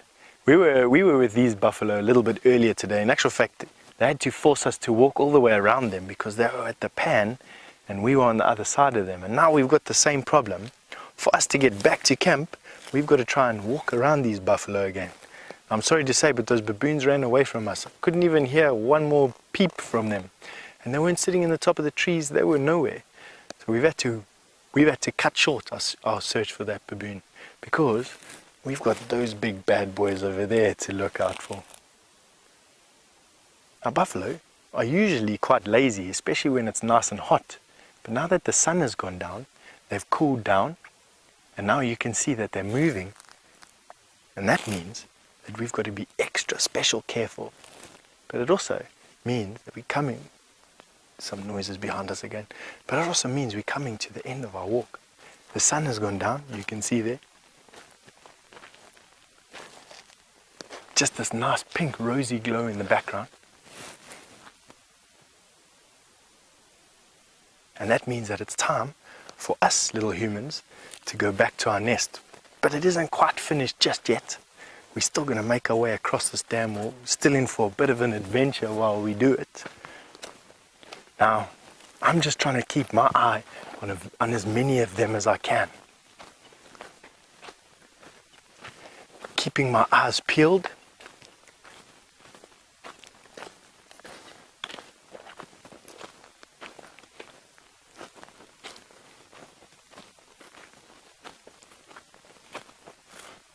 And McKenna has asked us if all buffalo have horns. Absolutely, McKenna. All buffalo have horns. The males and the females have horns. The babies don't have horns when they're born, but very soon after they're born, they start to get these little horns that come out of the top of their head, and then they start that long sweeping curve that they have. Very similar to American bison or musk ox or yaks. So they're a type of wild oxen. They definitely have horns. And they use those horns to fight with one another mainly, and also if there are lions around. Lions will quite often eat buffalo, and they use those big horns that they've got with a big sharp hook on it to hook at the lion. Very, very many lions are actually killed by buffalo. Not quite as many lions are killed by buffalo as lions kill buffalo, but they definitely do manage to do some damage, that's for sure. Now we're just going to come to this viewpoint again, and then we're going to count these buffalo from where we're standing here. I can count 1, 2, 3, 4, 5 buffalo. I'm sure there are more than that. We got 5 buffalo. So what we're going to try and do, we're going to try and walk across this dam wall here, and hopefully we can use some cover of those leaves in the background over there to give us some cover so that we can get past these buffalo and we can get to some safety close to where our camp is before it gets dark and I have to cry for help, which will be quite embarrassing for me, so we won't tell anyone. All right. Now, while I do that, it would be the best thing for you to go back to Brent, who's got that lovely leopard that he's lying with at the moment.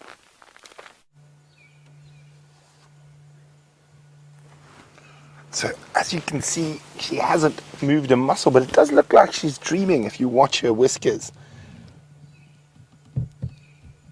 So even though it looks like she's completely fast asleep, and she is, those ears of hers will pick up on anything that might try to sneak up on her. Now, if we look carefully in her right eye, there's a tick. So that tick is busy drinking her blood, and when it gets fat and full, it'll fall off. She's a very pretty leopard.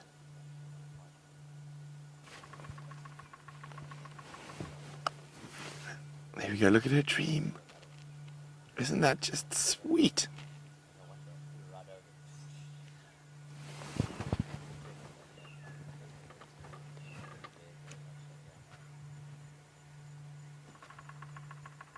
And I don't know if you guys can hear that. Tuk, tuk, tuk, tuk, tuk, tuk, tuk, tuk. There's a woodpecker in the background drilling for borer beetles in a big acacia tree behind us. We can't see it from here, unfortunately. And you can see how she's flicking her ears constantly. There's little biting flies that are also after her blood on her ears, so they what keep her flicking. And you just, if you look behind, you see her body has a little, almost like a nervous tick or twitch. And that's an instinctive thing that most of the big cats have, and it is to help keep the flies off them. So it is starting to get a bit cooler now. So she still hasn't moved, so we're going to sit here and fingers crossed she gets moving soon. But while we do that, let's go across to Jamie, who's got a striped donkey. Look what we have here. One of Africa's most famous animal. We sometimes nickname them stripy ponies or donkeys in pajamas. They are zebra. And in this case, it is the plains zebra. Also, it used to be known as the Birchall zebra, but this is the plains zebra. And this is the male of the group walking behind his whole herd, making sure to keep them safe from any dangers that might want to creep up from behind.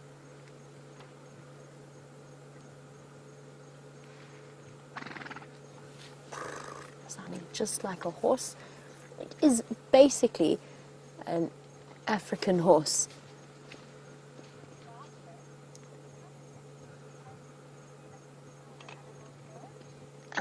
Really interestingly, there is a story about why zebra have stripes, and I have to go on the game drive radio just quickly. I'm very sorry. I'm going to just do this very quickly. Standing by.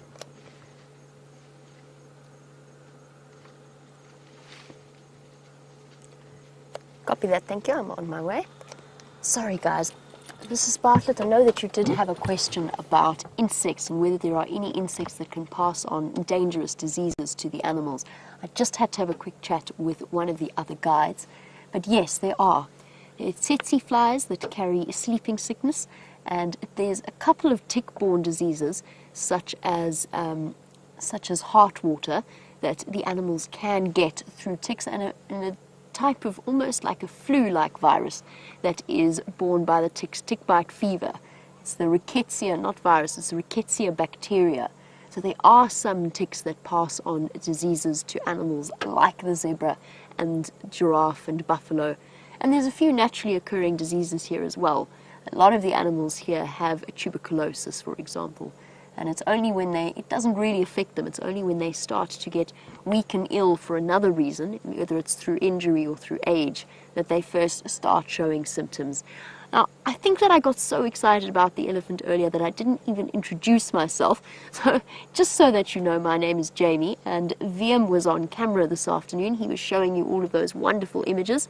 And now it comes time for us to say goodbye. So, have a wonderful school day. I hope you enjoy it, and I hope that we get to see you on the back of our safari vehicle very, very soon. Bye-bye, guys. And for our regular viewers, we have a really exciting surprise planned, which is why I absolutely had to get on the Game Drive channel when I did. It seems as though today is a day filled with leopards for your entertainment. Because there's a leopard, and James Richard, I hope you are watching. There is a leopard that we have not seen in over a month, and he is just waiting around the corner for us. And off we go to go and join them. Isn't that incredibly exciting? On our way to Tingana. And while we are going there, let's go across to Brent, who's also having a fantastic afternoon.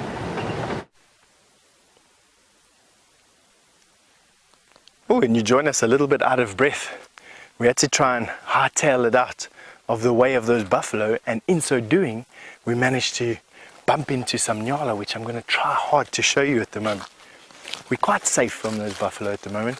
We managed to get in front of them, and by knowing the terrain, I know that there's this big open area here on our right hand side, and by knowing the terrain, I was able to move around the buffalo and move into a safer position. But have a look at this bachelor herd of nyala that we've got here. And why I say it's a bachelor herd is that it's made up completely of male nyala or bull nyala. And it's quite common for immature male nyala to form these bachelor herds with one another. And usually there's an old nyala that's with them.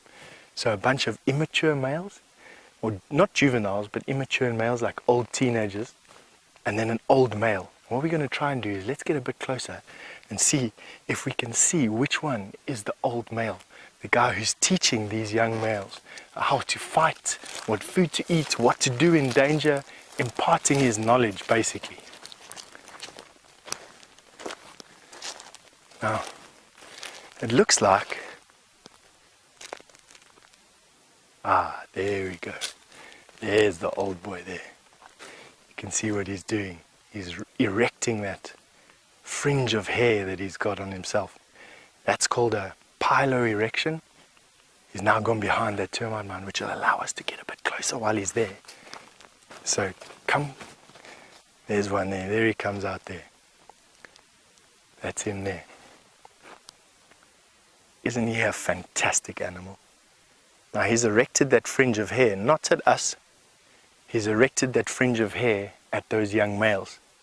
And it's called posturing when they do that.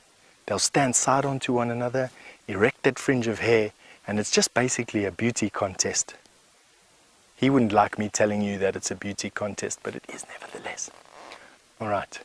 Now, it's getting very dark where we are at the moment. You can't really see that, but we need to get onto this open area, and we still got those buffalo in the area, and we need to get around those buffalo. And so we're going to leave you on the walk. Thank you for joining us today. As always, your questions and your comments and the adventures that we have with you are so awesome. And we're going to leave you with this nyala. And while we do that, and after we do that at least anyway, you're going to go back to Brent, who's I'm sure still with that beautiful leopard.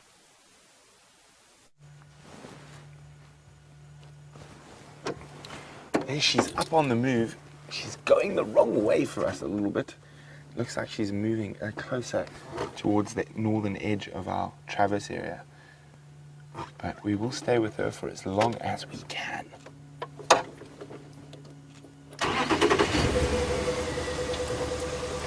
Are we behind us there, Brian? No, that's okay.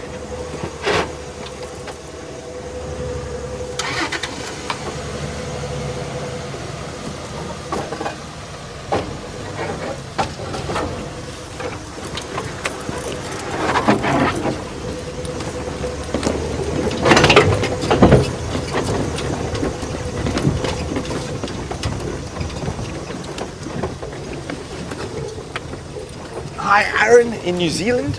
Aaron would like to know, how big is she compared to Karula? Aaron, I think she's a bit bigger than Karula. She's probably got a good 10 kilos or so on Karula. So she is moving steadily towards the edge of our traverse.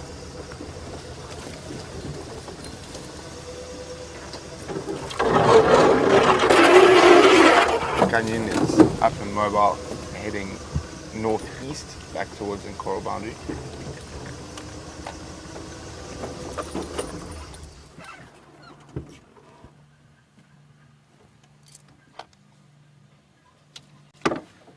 Here she goes. She's going to pop out on the other side of that baby leadwood shortly, and I've been really looking forward to having a leopard sighting on these red soils. Oh, she's going to stop for another snooze already.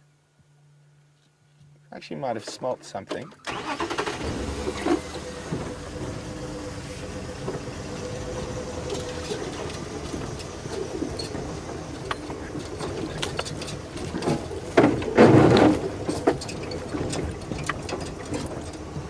I'm just going to find my map, make sure we don't go meandering where we shouldn't.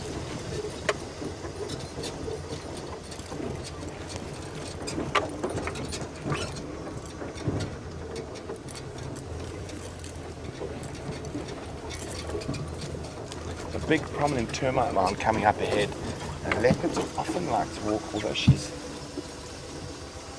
think she's still after those impala who ran into that area. You've got her, Brian? Yeah. And you just see her tail through the bush. So we're not going to drive too close to her. We're going to just keep our distance a little bit. You can just see that white tip of the tail, And often when we're driving through the bush, that is what we look for when following and trying to find leopards.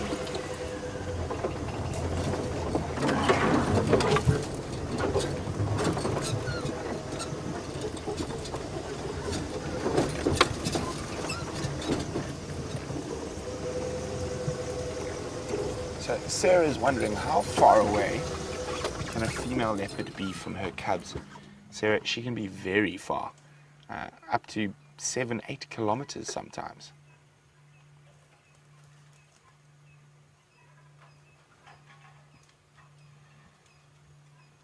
We want her to turn around. She's not going in a good direction for us.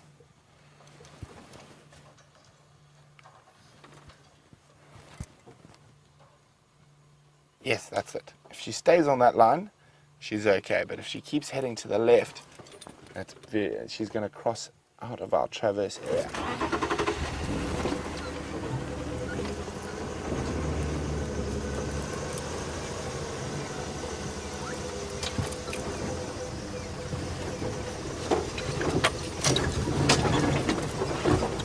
You got her, Brian? I've lost sight of her.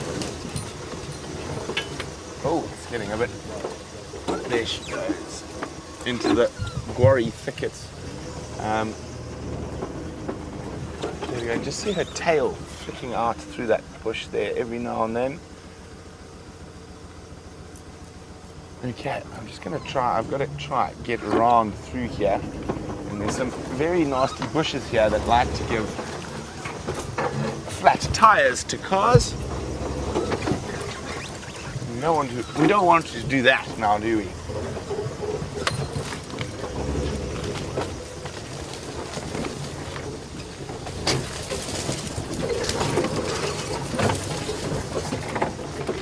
So she's moving through there. There's impala ran into this area, so she's waited till it's a little bit darker before heading in here. Now, last saw her just over here. Brian's expert spotting actually got her. She is moving. Oh dear.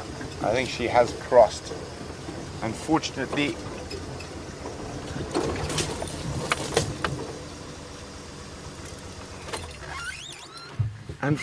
she has decided to head back towards the cubs, which are to the north of this. She's probably going to hunt through that area.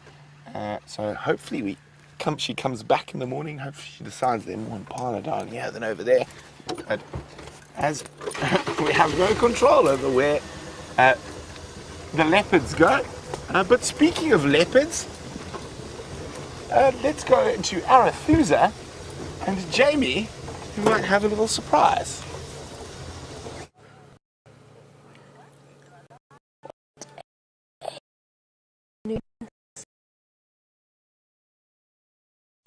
After an he is looking particularly deep in thought. Look at him. He looks as though he is... Oh! In that case, irritated by the flies. Oh, wonderful. And Andrew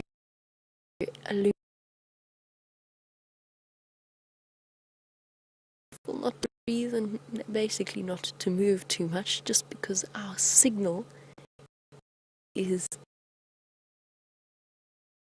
so concerned that we weren't going to be able to show him to you. And yet, here we are. Look at how comfortable he looks. The most bizarre position, but he's found himself a really nice spot. Hello boy, it's been a long time since we last saw you. Oh, there we go, back to his contemplation. I wonder what he's thinking about. And James Richard, I'm glad you are so thrilled to see him, as I'm sure most of our viewers are. Can't believe... Oh, there's a hyena.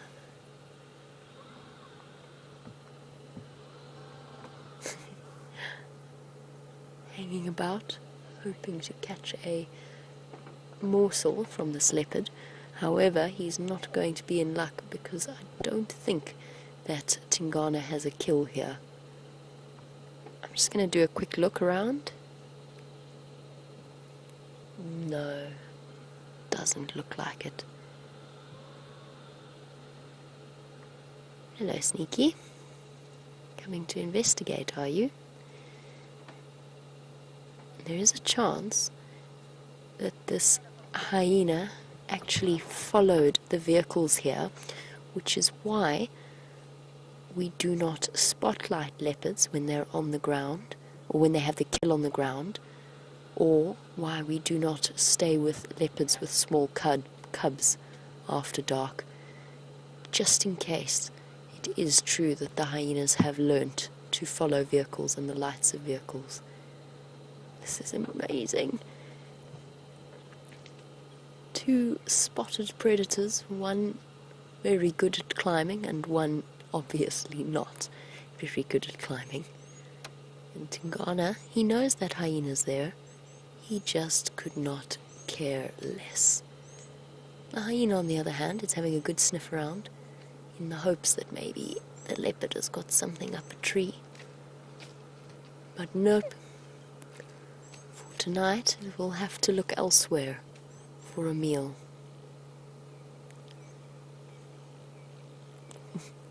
One last curious, almost frustrated look. And off it goes.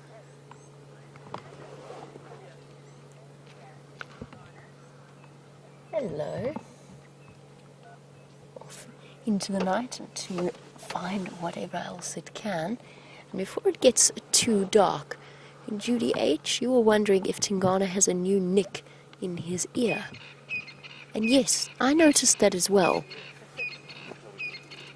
I didn't realize it, or if I have seen it before, I haven't remembered that it's there.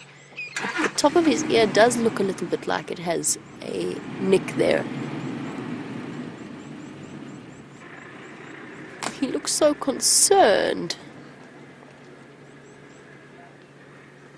I think maybe he can't make his payments this month. VM has just said, do I think maybe he can't make his payments this month? He does look like a man with a lot on his mind, or at least a leopard with a lot on his mind. Maybe he's thinking about his girlfriends and the fact that they all have cubs now. Child support. Child support.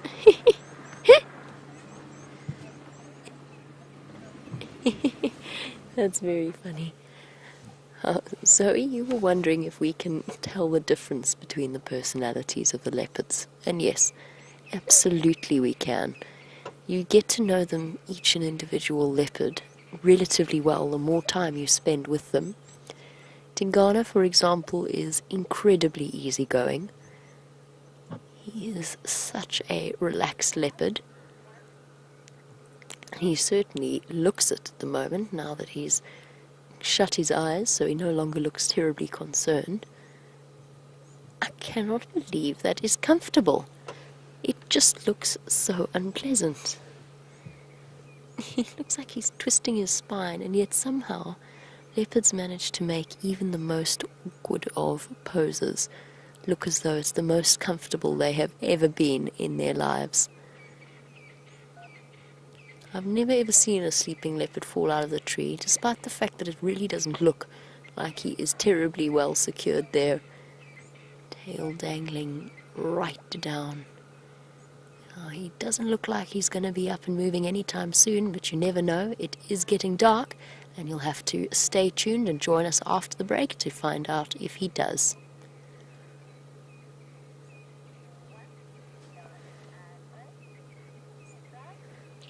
And for those of you watching us on the internet, which is all of you this afternoon, part of our advert practicing, we are still with Tingana, obviously, and I'm just going to provide a little bit of light here.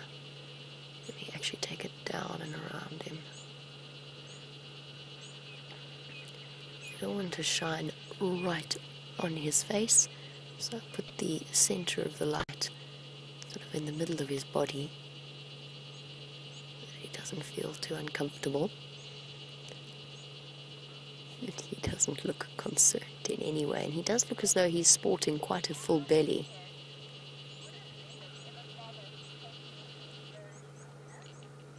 I've seen quite a few Tingana and hyena interactions before, and our beard, you were wondering whether a leopard would ever be bothered to chase away one lone hyena. And the answer is generally not, unless they're feeling protective over their food. First of all, a big adult male like Tingana could probably give a small hyena a run for its money, but for the most part, hyenas are higher up in the predator hierarchy than leopards, and ultimately no animal out here wants to risk having some kind of injury that might put them at a severe disadvantage. So it's very unusual for adult leopards to try and chase away hyenas unless they're trying to defend a kill. Young males, on the other hand, tend to be different. Young males of most species tend, like our little elephant earlier, they are a bit cheekier and often looking to establish their boundaries, figure out where their boundaries are. And that's why young male lions are often the ones that will attempt to chase away leopards or attempt to catch leopards. They're often the ones that hunt prey that is far too large for them, like rhino. I've seen them try and hunt rhino before. And the same goes for young male leopards. Apparently I was told the story of Kunuma swatting a buffalo on the backside and then racing up a tree, one of Karula's young sons, and then also climbing his way right out into the thinnest branches of a tree and nearly falling down. It's just one of those examples, back to our previous question, one of those examples of how you can tell the difference between the different leopard characters. Even within Quarantine and Kunuma, from what I've been told, I haven't had the opportunity to get to know either of those leopards as well as I know some of the others, but I've been told that they have completely different personalities, and you almost always see that from the moment of that leopard's birth, or at least from the moment that we first start spending time with them. One cub is very often more bold, big yawn, and slightly more energetic and more playful, and the other more shy and tiring. And that's something that we've seen with Karula's cubs, would be a good example.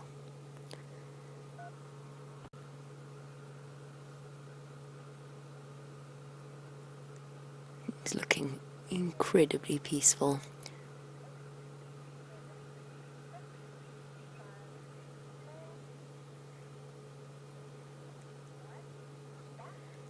And as you can see, our leopard has not moved while you were away, but nevertheless, welcome back to this incredible sight that we have here. A leopard draped across the branches of a marula tree, framed against the purple of the sky as the sun starts to set. It's almost a lilac-colored sky this evening.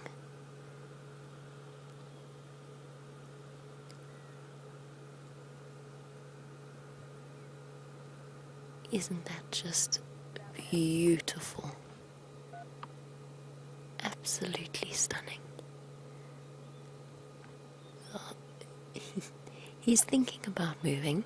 We've had the odd yawn, and he's now staring off intently into the distance. Now I heard some impala barking behind me, so I think that there is a good chance he might decide to try and hunt them.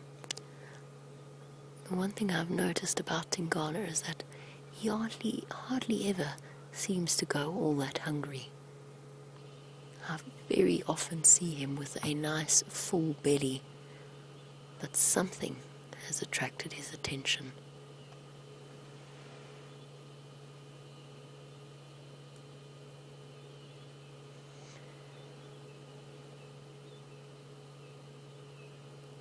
He still looks so concerned. I don't think I've ever seen Tingana look like that before. Oh, another big yawn. Look at those teeth of his.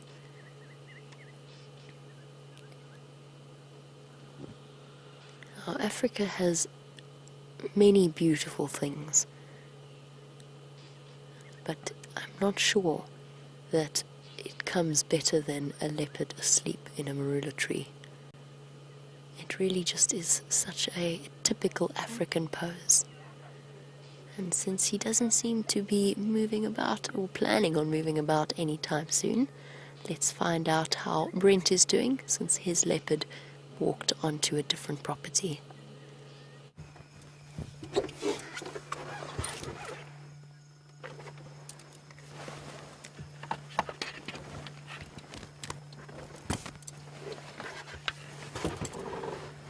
So we're getting ready for the nocturnal part of our adventure today. Spotlights out, and 75% of the more interesting smaller mammals only come out at night. They are quite difficult to find, but we're going to do our best to try find some of them for you.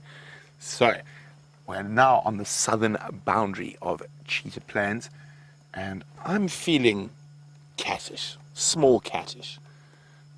Oh, there's, oh, no, oh, a big hawk moth just nearly landed on Brian's head. But let's get moving.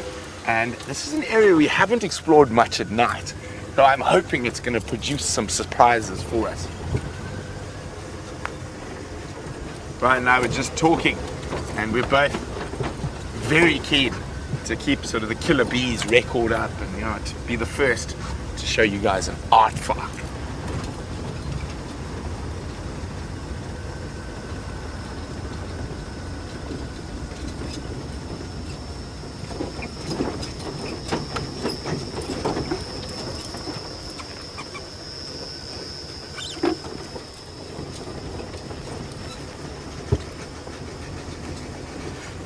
So Aaron, from the land of the long white cloud, is wondering about the old dominant male leopard that used to be on Juma, Cheetah Plains, and this whole area. His name was Mvula, which means rain in Changan. And I haven't heard about him for a long time. The last I heard, he was down near the Londolozi boundary. He's being pushed by Anderson, he's been pushed by Tingana, he's been pushed by Gajima, he's being pushed by Shivambalan. So he's become a nomadic male. And when male leopards lose their territory, they become very, very nomadic, and they can often be seen many kilometers. Quickly across to Jamie with the leopard. Here we go. It seems as though Tingana has decided to get up, or at the very least change position, giving us an entirely different view. He is about to come down the tree. Oh boy. Did you have to pick that side? It's quite the leap he's got to make. He's a good, I would say 5, maybe even 6 meters up in the air. And it's a totally straight trunk. Which way is going to be easier? Oh, maybe not now. Maybe I'll tackle that a little bit later. Hey, Tingana? Yes? No? Oh, this is absolutely stunning.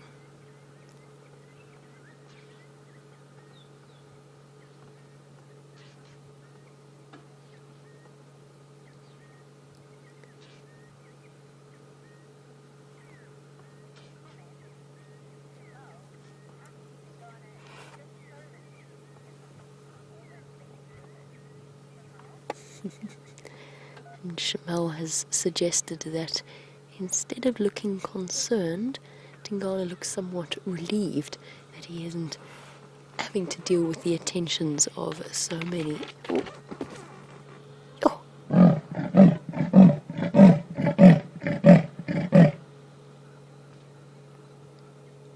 Yay. This is incredible.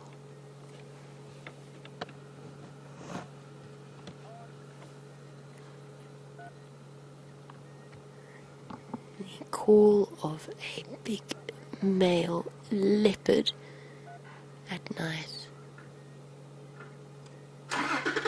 And he just gave us the perfect example, that deep, deep sawing that we heard the other night right outside my house.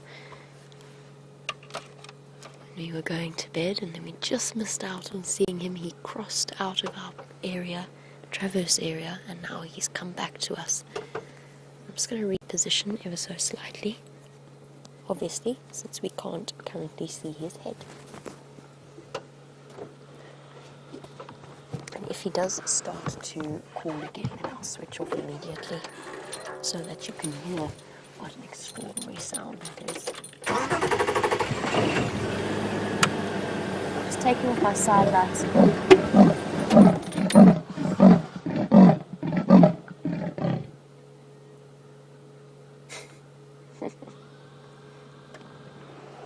That one took me by surprise. Okay.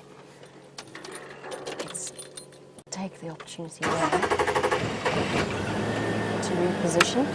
He's just telling all of the other leopards in the area that he's here, he's big and he's strong, and he means business.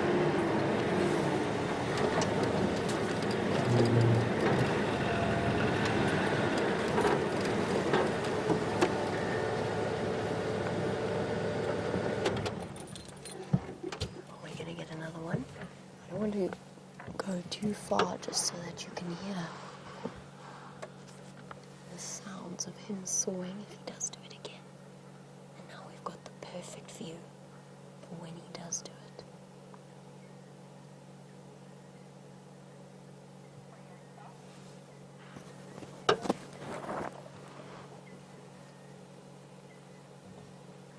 Oh, wow.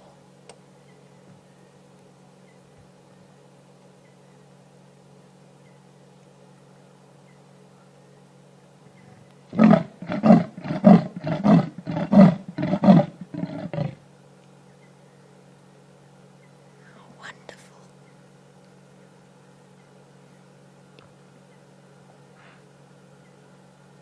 Sniffing the air. Is there an image that captures the wildness and the beauty of Africa more than that? A leopard in the dark.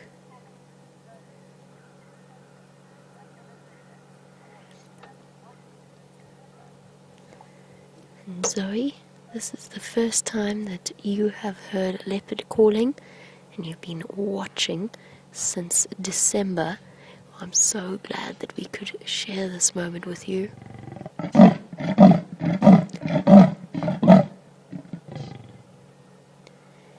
Isn't it wonderful how each call starts with that little growl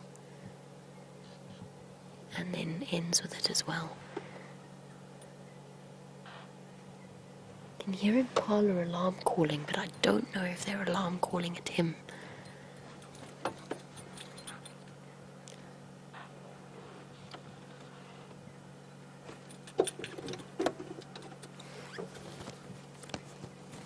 Alright.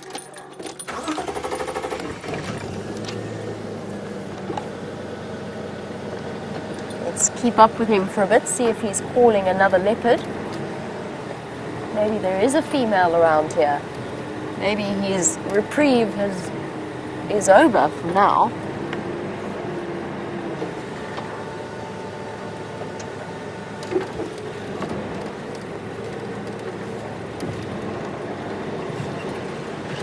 Just got to be careful not to blind Andrew's guests.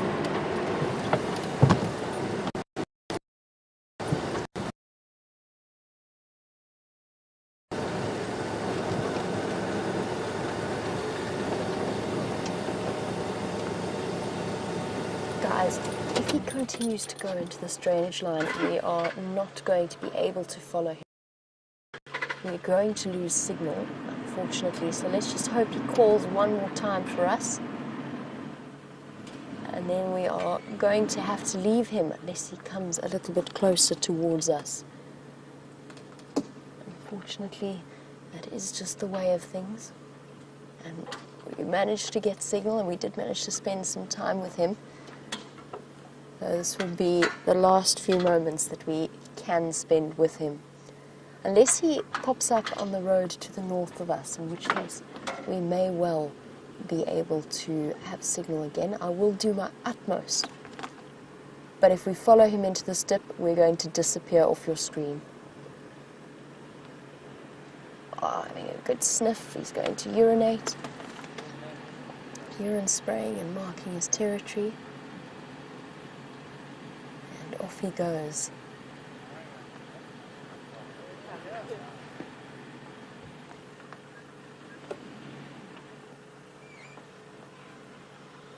Like a ghost in the darkness. Okay, let's try and loop around to him. I know if I follow him through this dip that we will lose our signal. And we're going to have to try and go around and hope that we can find him there.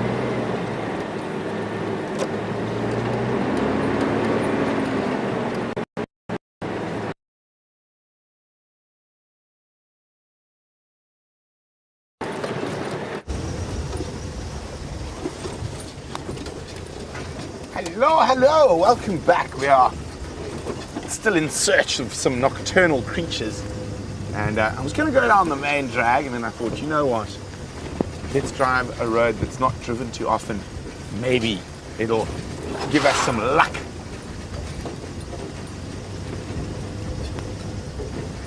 There were also tracks of a male leopard that came through into this area. So if we can't find a little cat, maybe we can find a big one.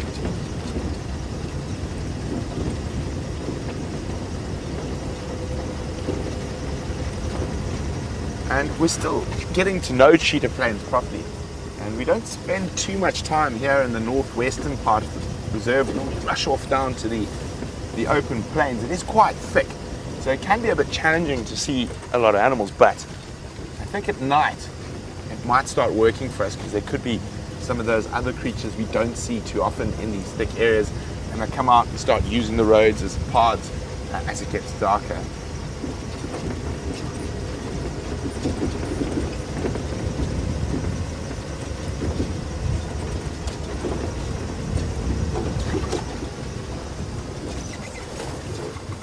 Oh, he's gone. There was a bush baby, but a very fast one. Oh, he's a bit far as well. Let's try to see if we can find one a bit closer. I thought he might jump towards us, but he jumped the other way.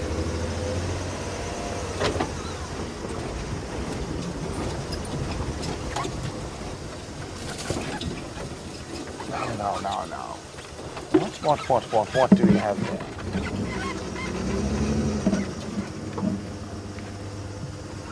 Very interesting.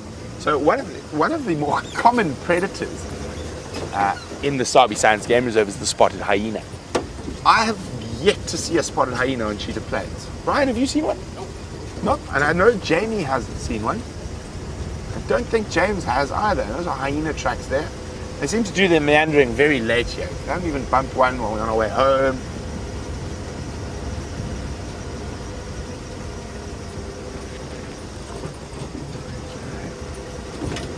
Now we're going to go have a quick look at the water hole, which is in front of the Cheetah Plains Lodge. Now the Styx lionesses have been using it, and I'm hoping one of these days they're going to bring the cubs out here. So we're just going to have a quick look down here for tracks, and even better if we can see the lions. Those cubs are quite young, so if we do see the cubs, I will not be putting a spotlight on them, and we'll just have a quick look and then leave, because we don't want to put any external pressure on those mothers. I actually heard today that there are now 9 Styx cubs. The 2 younger lionesses had 4 each, and the old lioness had 1. So very interesting, and I cannot wait to see those little bundles of joy. And our best chance at the moment of seeing those cubs is in this western area of Cheetah Plains.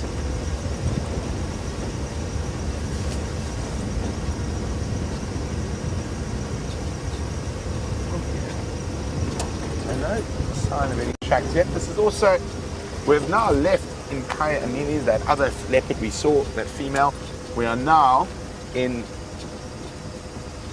sort of on the edge of Tundi's territory, so Tundi's independent daughter. who lives mostly down to the south of us in Malamala.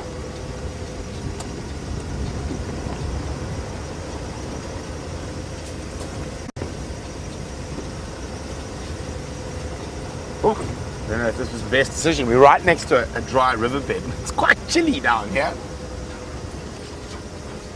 And the one thing the killer bees very much share in common is a real hatred of the cold. And we generally have got more layers on than anyone else in camp when we go out in the mornings.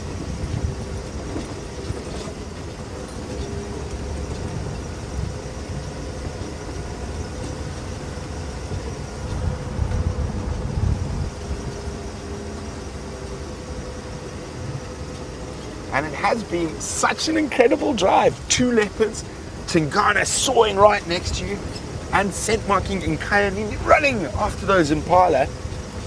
Oh, I really thought we were going to have some luck with her as she charged off after that rutting impala. Next time. So we came down to Cheetah Plains looking for a cheetah. And I will say I'm not too displeased with having the other spotted cat instead.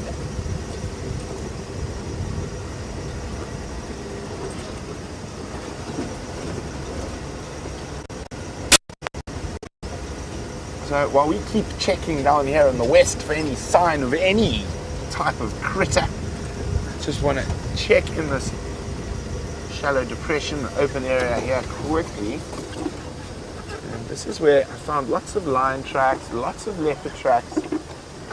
No, doesn't look like anything's here.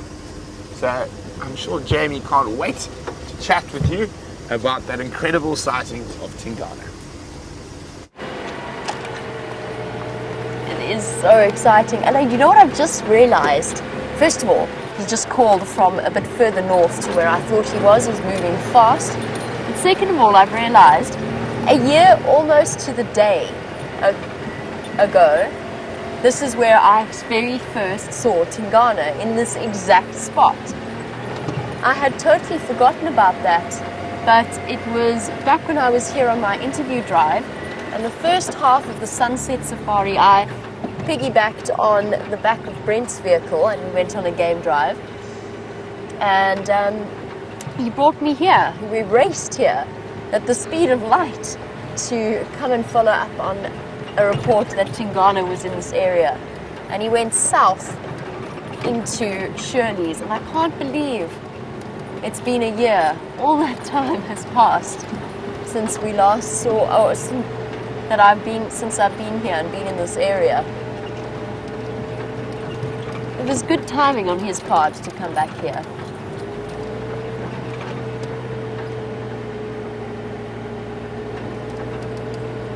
Nature is beautiful. Has said that Tingana is the best and that they absolutely love him.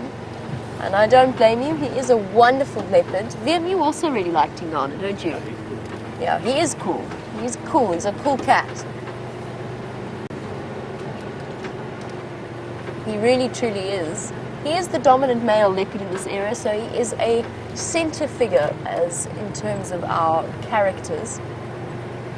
He's the likely father of, most likely of Karila's cubs, quite possibly Shadow's cubs as well. He's had a mark there, you smell it. He just marked. I can't smell anything except petrol, but I think he's gone straight through. His tracks are not in the road. He's going in a straight line. Keep an eye out on the Arathusa Dam camera because there he is. He's in the road.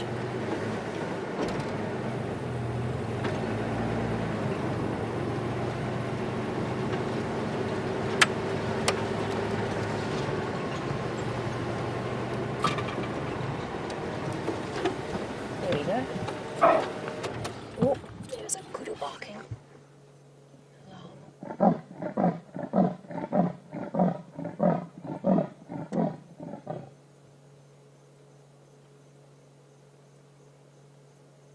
Yes, we got to hear that and see that one last time before the end of the Sunset Safari.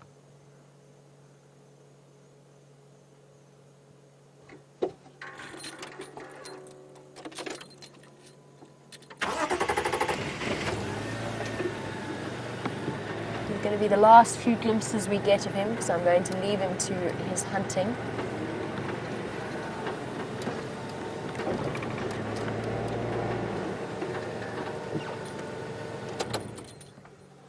There he goes, moving off. We're going to try and squeeze in next to Andrew.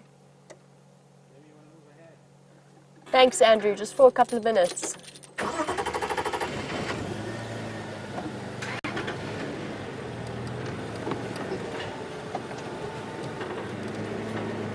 He's heading off quite possibly in the direction of Anderson's territory. And Aaron, sharp, thanks, Andrew. Thanks so much. We're just, oh, there's another kudu barking. Oh, he's going to go off into the bushes. It's because he's been spotted by that kudu.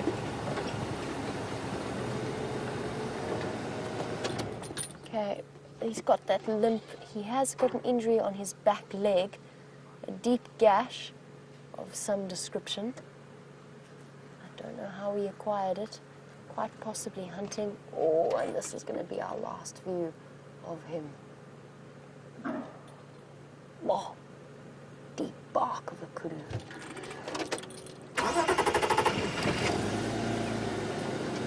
I've got to move out of the way so that Andrew can follow.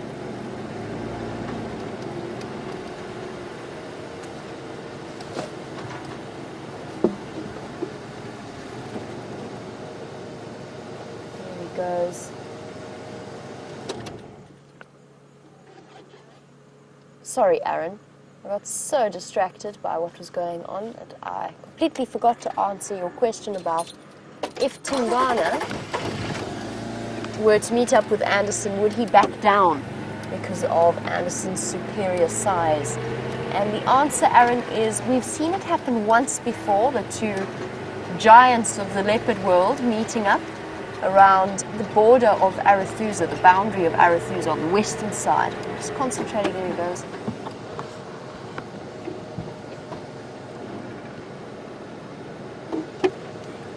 See if Andrew's behind me. I'll go back into him. He's moved through the bushes. Let me carry on. Try and find him for you for the last few moments. Aaron, in that case, Tingana and Anderson growled at each other. They lay next to each other, about 20 meters apart, so 60 feet away, and growled. And growled and growled and growled. So that's very often how physical confrontations are avoided in the leopard world. In that case, there was no confrontation whatsoever. But yes, size does matter in a lot of instances, but less so in terms of leopards. There's also the fact that the characters of the leopards, the individual characters, actually play a role as well. So the more aggressive an animal, the more likely it is to be victorious. Well, I think we're going to leave Tingana to go about his hunting without following him through the bushes. So I think we're going to start heading for home as well. Thank you, all of you, for joining us, and I'm going to say thank you on behalf of... Oh, I'm just going to casually stall the car. I'm going to say thank you on behalf of Brent as well as Brian, just because they're on their way home too. Thank you, Vian, for your fantastic camera work. I got your leopard, finally. And thank you to Kirsty and Jerry in final control. Most importantly, thank you to all of you out there who are joining us and following these characters. Have a wonderful day, and we'll catch you in just a few short hours on the Sunrise Safari. Bye-bye.